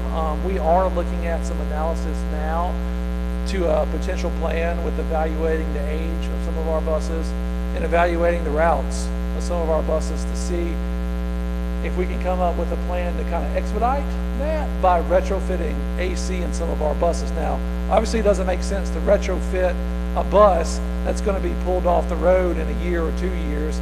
It also doesn't make sense to retrofit a bus that maybe has a 15-minute bus route, and by the time it cools off in there, they're dropped off.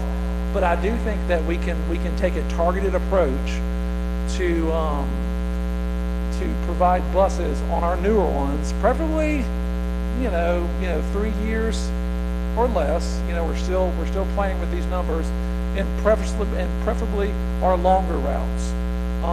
You also have to look at the operational cost. You can't retrofit in the summer, and so you're going to have to do it during the year.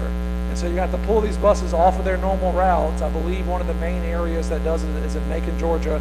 And so you're going to have to drive those buses. It takes a week or 2 weeks to do it. They can maybe do 3 or 4 at a time. And you have to drive them back, and you're going to have to replace. And so it is a process to do it. But again, that's something that we're looking at and bringing a plan to the board. And so when we do our 28 new buses for this next school year, maybe we can have X number of buses retrofitted with AC and really kind of target our much longer routes in Baldwin County. And then every fleet of bus, every new bus purchase after that will have AC. Obviously, all of our special needs buses are required to have AC. They currently have AC, but so we're working on that. Unfortunately, there's nothing we can really do now, but I think we can try to get proactive and come up with a plan for next year.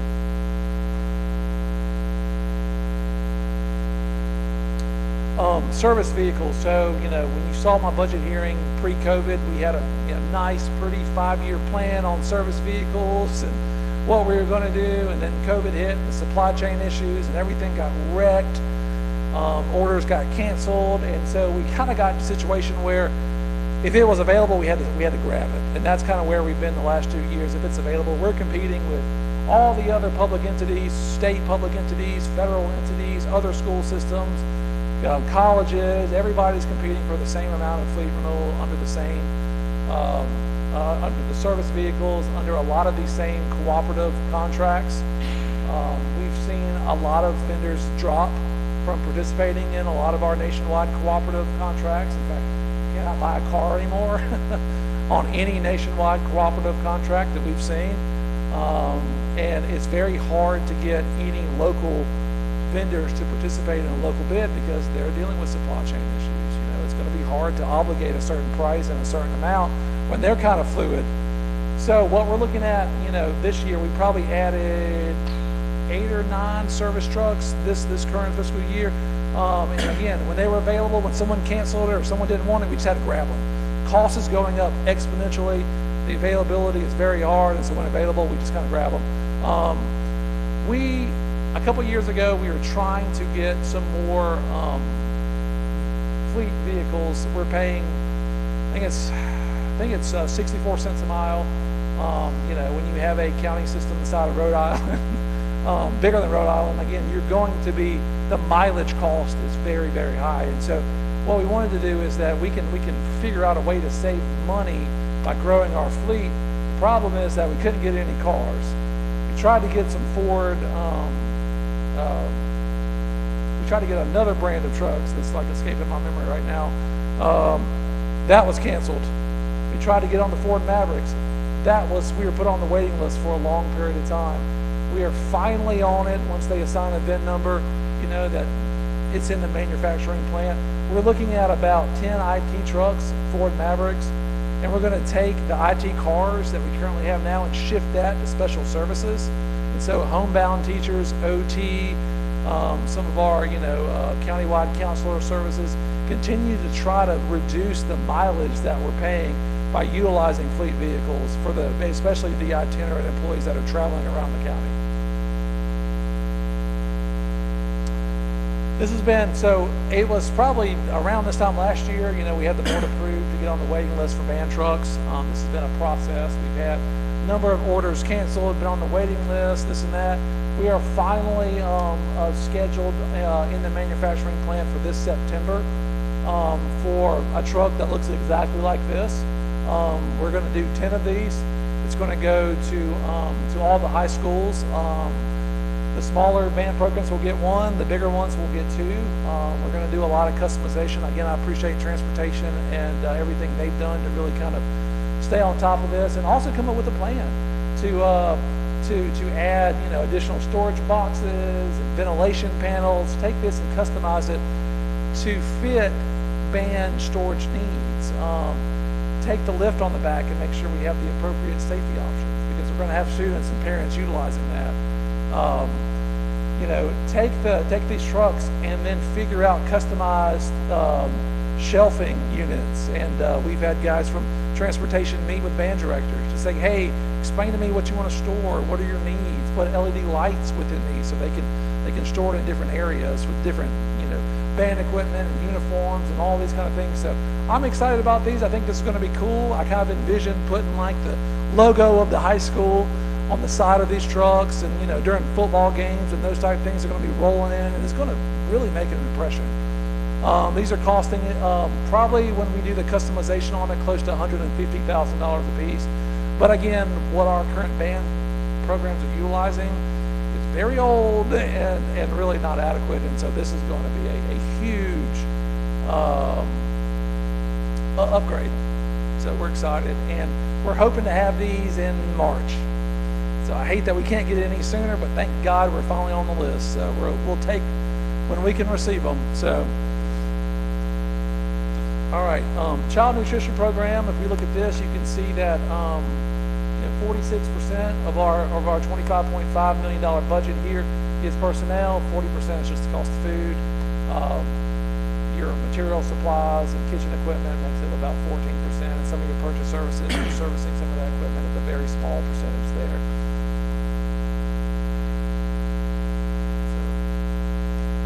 I'm trying to break it up a little bit. See who's paying attention. Yeah, I'm gonna do dad jokes, and I'm gonna do it in the form of graphs. Why do I use subtitles? Because I'm about to eat some chips. I don't know. I thought it was hilarious. Nobody's laughing. All right. Moving on. I'm trying, guys. I try to make it as entertaining as possible. All right. Drilling into our general and admin services here, you can see a budget of about $16.4 million. What I said before is that in our kind of state manual, we have to code everything, and they scrutinize the crap out of everything we send up there on a monthly and annual basis. They require us to put our server and infrastructure cost as coded to admin. Again, this is based on like the 1980s. This is not based on school systems that have a one-to-one device, and servers and those type of things is a critical component of what how you do classroom instruction. And so, think about how small it was as a whole, 2.9%. Think about how small it is when you take out our computer infrastructure needs. I mean, again, we're running very efficiently when you compare it to the size, scale, and scope operation that we're running right now. Roughly, if you look at the $16.4 million, 4.3 of that is directly tied in to those IT needs. 57% of that is personnel. You can see in past years, our legal expense was about 5 to 6% of our general admin due to our Rockstar internal counsel. We've reduced that substantially to under 2 there, and we may not even use that. And you can see some of the other areas looking at some of our business and HR systems and materials and supplies as well. Kind of makes up what we're seeing in our general admin expense in the general fund. Y'all know that's true.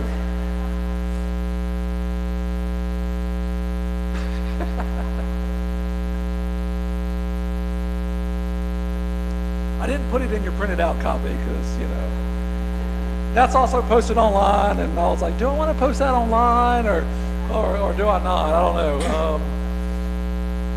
I probably should have, yeah, but next year I will. So people can play along at home and laugh or call me corny or whatever they want to do.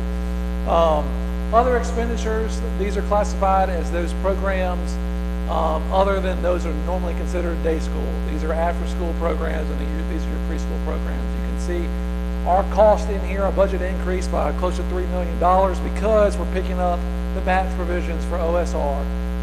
You can see 60% of that is directly tied to our pre-K teachers. A lot of that's OSR. Some of that is tied into some of our pre-K SPED teacher units, and then after school makes up 40% of that. Looking at a school system level per pupil expenditure here, if you look at where we finished, and this is the latest information that you see on the state report card, this is finishing FY22, and you can see, I do like the way they do this. You can see what we spend on a PPE level, and again, this is not including any of the capital construction or those type of things. You can see where we finished, and we were $11,727 per student based on closing out FY22, which was about 2 years ago. And so I took this same format, and I wanted to say, what are we spending PPE based on our FY24 budget? And so we took the same format, and we're spending over $13,000 per student. And again, this is a $1,689 per student increase from where we finished FY22. You can see a lot of increases in instructional services and across the board here. And again, this is not including our PAYGO plan. It's not including the athletic enhancements. It's not including the band facility enhancements. So if I was to take all the enhancements that we've obligated ourselves, we're over $22,000 per student.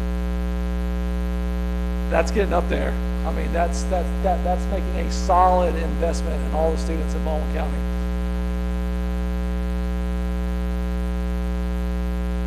I don't have it on this slide, but I can. I think statewide you were looking at 9 to 10. And so, we're above the state, but I can pull that one. The problem is when the state does this stuff, they do it in PDFs. And so I'm like, come on, I need an Excel. Give me something I can play with and sort and adjust. Everybody doing okay? Everybody good? Ready to keep rolling? All right, 6:51. Let's talk about capital outlay and construction. This is the last big section that I have here. So a couple different categories here. We're looking at our capital improvements that are carrying over. These are the ones that we had in the budget last year and we just didn't get to. So they're back in the budget this year. Let's look at the construction projects that are carrying over from last fiscal year, from FY23 to 24. Let's look at our new capital improvements and what we're doing at the different schools. Look at our new construction projects, not tied into PAYGO and athletic, but some of the other kind of miscellaneous items. Again, you know about it, athletics, because we did a big presentation, and we know about PAYGO 5, but I did include it, and I finished it up with the Baldwin prep update here. So if I look at some of our capital improvement carryover, you can see that we had some HVAC upgrades that every year we probably spend close to $4 to $5 million making sure that we kind of upgrade these based on the assessments that Frank's department does. We have about $3 million of upgrades that are going to roll over from FY23 to FY24. Making some roofing enhancements at Daphne and Elsinore. One of the big initiatives that we've done in Baldwin County is replacing and upgrading the floors in a lot of our schools. And so we're moving from a lot of the wax base to the LVT base because that just saves us and it's much easier to manage and take care of. We had about $800,000 that we were not able to do. Baldwin County, Fair Oak West, Bayonet, Fair Oak Middle, Foley Middle, Spanish Fork Middle, a lot of the middles and high schools that are going to be back first on the list as we start in to FY24 here. And then we continue to do restroom renovations at some of our schools. We still have restrooms that are very kind of outdated compared to some of our new facilities. And so we talk about PAYGO and we talk about everything, but we're also making a substantial investment in our existing schools to update them and keep them in par with our new construction. If I look at some of our construction carryover here, you can see what our budget was. And you can see, of course, Daphne United Grad Academy is paid off. Alberta Gym is almost paid off. We had the ribbon cutting last week. Silver Hill, we're about 18% done on our payouts with this elementary school. In Spanish Fort Elementary, we're about 76% done. We still have about a total of about $33 million left to spend there, with the majority at Silver Hill Elementary, which is just now really starting to move dirt.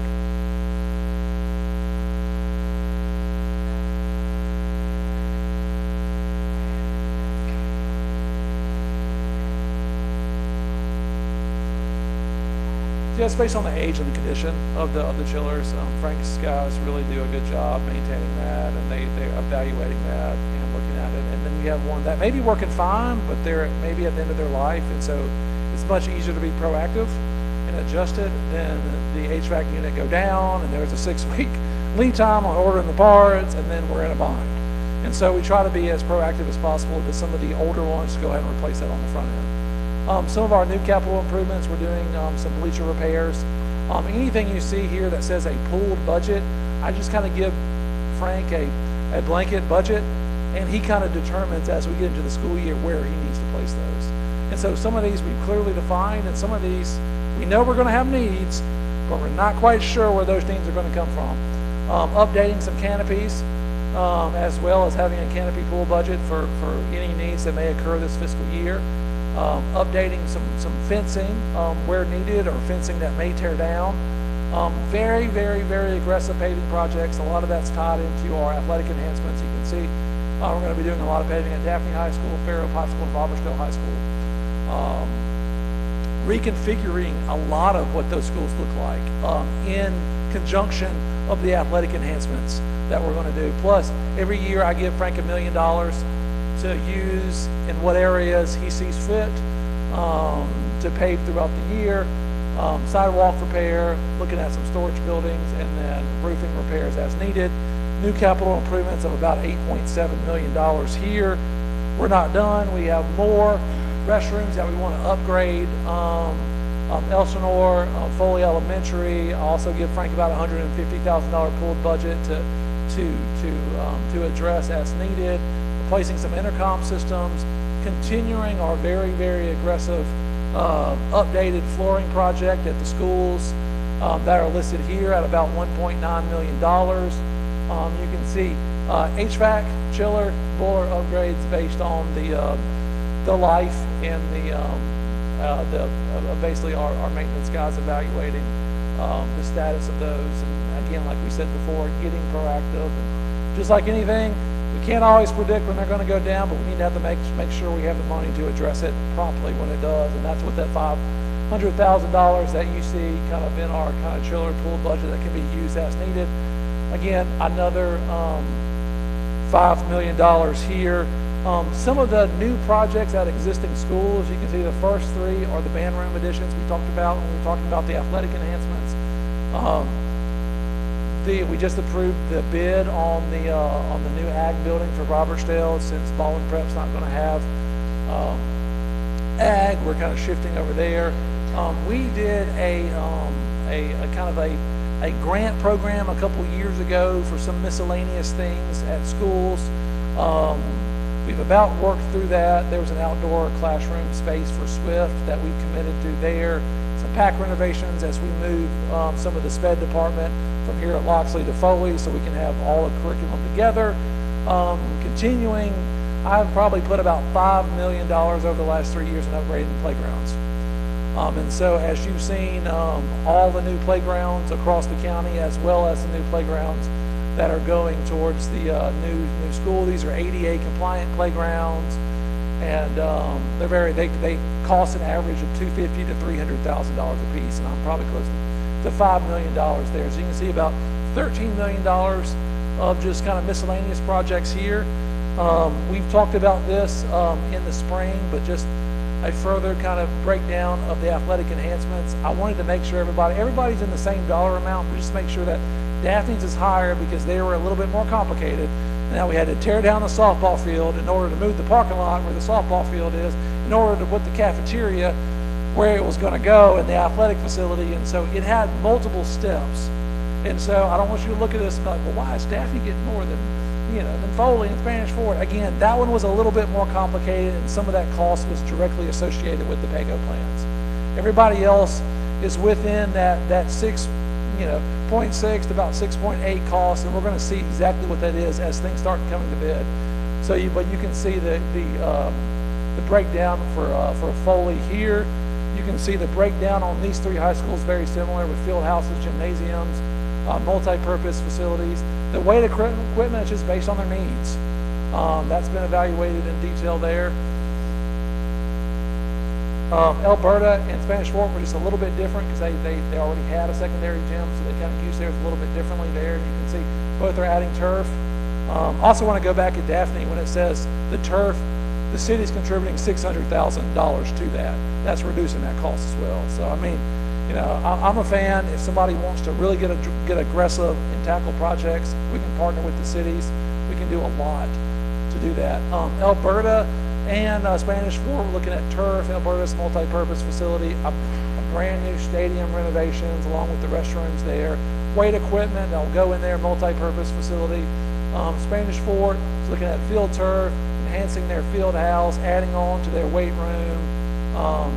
They want LED lights that flash like Alabama games. Hey, whatever you want, you get this one time. So utilize it. Batting cages.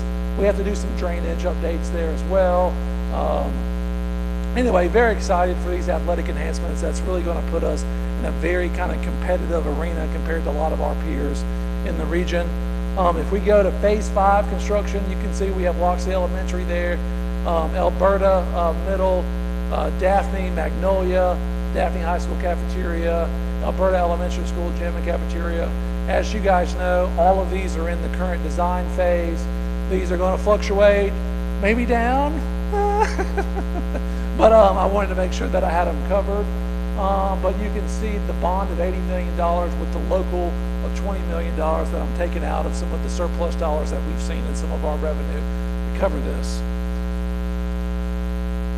Baldwin Preparatory Academy, this kind of shows kind of a summary of where we are right now. You can see we're about 32% complete with construction. We're still on track for an August 24th opening day. You can see of our building costs, we've already paid about $50 million. We have $50 million remaining. You can can see kind of some of the other costs associated with the building, but you can see some of the things that go into the building.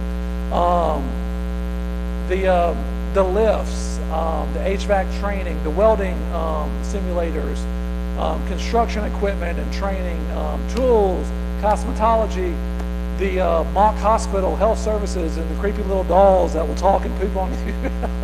That was fun, like navigating through all of those. Automotive lifts and those type things, ventilation systems in the welding system, cybersecurity needs, mechatronics. And every time I heard mechatronics, I thought of like Megatron from but no, that's like advanced manufacturing equipment and those type things. But you can see, I mean, again, furniture, we're still working on kind of figuring out that cost, but honestly, when we're all said and done, we're probably going to close to $95 million of invested in this facility. So,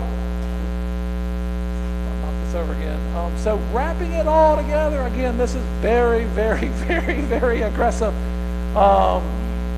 In fact, it's so aggressive, I've had to restructure some people in my department that are helping kind of stay on top of this process, do budgets, do a lot of that stuff. I appreciate all their hard work because there's a lot going on here. And you can see between what we're doing at our existing schools, what we're doing with our new construction, what we're doing with athletic enhancements, all of these type things, including what's left to be paid at Baldwin Prep, we have $275 million of projects either in construction or in design. Guys, I don't know anybody in this state, this region, this nation that's doing it to the size and scale that we are with 30,000 students. I mean, this is incredible to me. All right, I know what everybody's thinking. Come on, John. It's 7 o'clock. So I'm going to bring it all in because, you know, I present, you know, this is the first slide that I present on the monthly updates. We do the general fund. We say, hey, operating revenue of this, operating expense. This is what we're projecting on our operational basis. Operating revenue of $435, operating expenses of about $430, about a $4 million excess balance. I do think that's going to increase. Ending fund balance of $90 million, giving us some room in case unexpected things happen. That's what I want to say. Not only are we going very aggressive on what we're doing in the classroom, on making sure we can reduce classroom, on what we're doing to keep up with growth through capital, but we're also being very aggressive in making sure we have a reserve balance, that if we see unexpected consequences, that we can address those without impacting the instruction that's happening at the school. That's amazing, John. We were talking the other day when we were sitting down. $90 million that's there in case we need it, but look at what we're putting out to build new schools, athletic enhancements, hiring the best teachers, the best salary in the state, and $90 million is sitting there. It just shows how you protect that money, but yet we invest. You have to find that balance. You know, you want to make sure you can invest, but you also want to make sure you have enough in reserves to address the unexpected things that happen. Now, the 275 there, I don't have all of that right now. Again, the loan is going to be a big part. We do have some of that, and we will be kind of making some movements over the next couple of years to address that. So we have a game plan there. So again, balanced budget, which is awesome. Again, it's the best treat of all.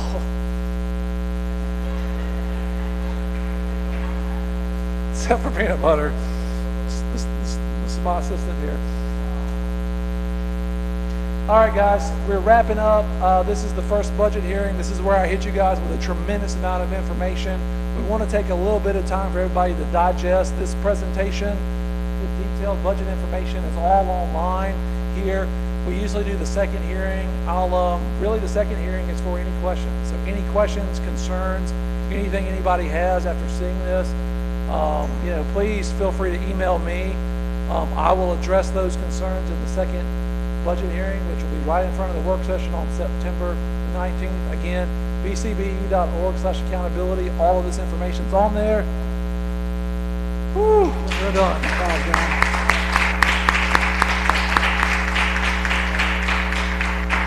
Thank you, John. Again, I mean, just over-the-top presentation. I mean, you can take numbers and actually make them interesting. So thank you for that, and it's amazing what we're doing. I hope that resonates with our public. Thank you, guys.